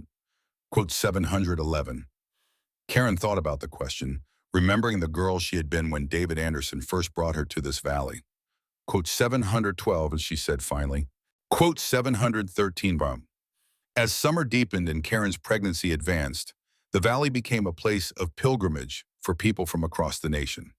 Reporters came to write stories about the woman who had stood up to an army. Politicians came to study their methods and see if they could be replicated elsewhere. Reformers came to learn how to fight against the forces that preyed on the vulnerable. But the most important visitors were the ones who came seeking help. Women who had been trafficked, children who had been orphaned, men who had been broken by the cruelties of an uncaring world. They came in a steady stream, drawn by the hope that if Karen Jackson could overcome her circumstances, perhaps they could overcome theirs. The presidential visit, when it finally came, was everything they had hoped and more. President Grant was a man who understood struggle, who had fought his own battles against overwhelming odds. He listened to their stories with the attention of someone who knew the cost of victory. What you have accomplished here, he told Karen, as they stood together overlooking the valley, goes beyond any single victory in any single battle. You have proven that the American promise of freedom and opportunity is not just words on paper, but a living reality that can be achieved by anyone with the courage to fight for it.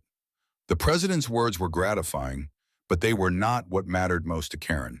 What mattered was the knowledge that their work would continue long after she was gone, that the network they had built would keep growing and spreading until no one who sought help would be turned away. As autumn approached and Karen prepared for the birth of her child, she found herself thinking often about the future. What kind of world would this child inherit? What challenges would they face? What victories would they achieve? The labor began on a crisp October morning, with the aspens at their peak of golden glory and the air sharp with the promise of winter. Paul Torres held her hand through the long hours of pain and struggle, his presence a steady anchor in the storm of childbirth.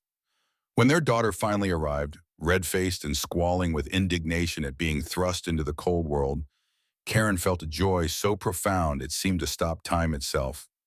This was new life in its purest form, unmarked by the cruelties and compromises that shaped adult existence. Quote 716, Paul Torres asked, his voice thick with emotion. Karen looked down at the tiny face, seeing in it echoes of her own features and Paul Torres' steady strength. Hope, she said without hesitation. Her name is Hope. It was a name that carried weight in their household, a name that represented everything they had fought for and everything they had achieved. Hope for the future. Hope for justice. Hope for a world where children could grow up free from the fears that had shaped their parents' lives. As winter settled over the valley once again, Karen sat by the fire nursing her daughter and thinking about the journey that had brought her to this moment. The girl who had been sold for the price of a horse was truly gone now, replaced by a woman who had found her purpose in fighting for others who could not fight for themselves. Outside, the snow fell softly on the graves of those who had died defending the valley, covering them in a blanket of white that seemed to promise peace and rest. But inside the warm cabin, New life stirred and grew, preparing for the battles and victories that lay ahead. The story of Karen Jackson was far from over. There would be new challenges, new enemies, new struggles against the forces that sought to reduce human beings to property. But there would also be new allies, new victories, new lives saved and transformed by the power of hope and determination. And in the center of it all, a woman who had once been worth only the price of a single horse now held in her arms the most precious thing in the world, the future itself, embodied in the form of a child who would grow up knowing that freedom was not something to be granted by others, but something to be claimed by the courage of one's own heart. The mountains stood eternal around their valley, witnesses to the small miracle that had taken place in their shadow. They had seen the transformation of a victim into a victor, the birth of hope from the ashes of despair, the proof that the human spirit could not be broken by those who sought to profit from its suffering. And now they would witness something even more precious, the raising of a new generation that would carry forward the lessons learned in blood and courage, that would continue the fight for justice and freedom, that would ensure that no one would ever again be sold for the price of a horse. In the warm circle of firelight, a woman who had found her worth held the future in her arms, knowing that she had given her daughter the most valuable gift of all, the knowledge that she was priceless, because she was free.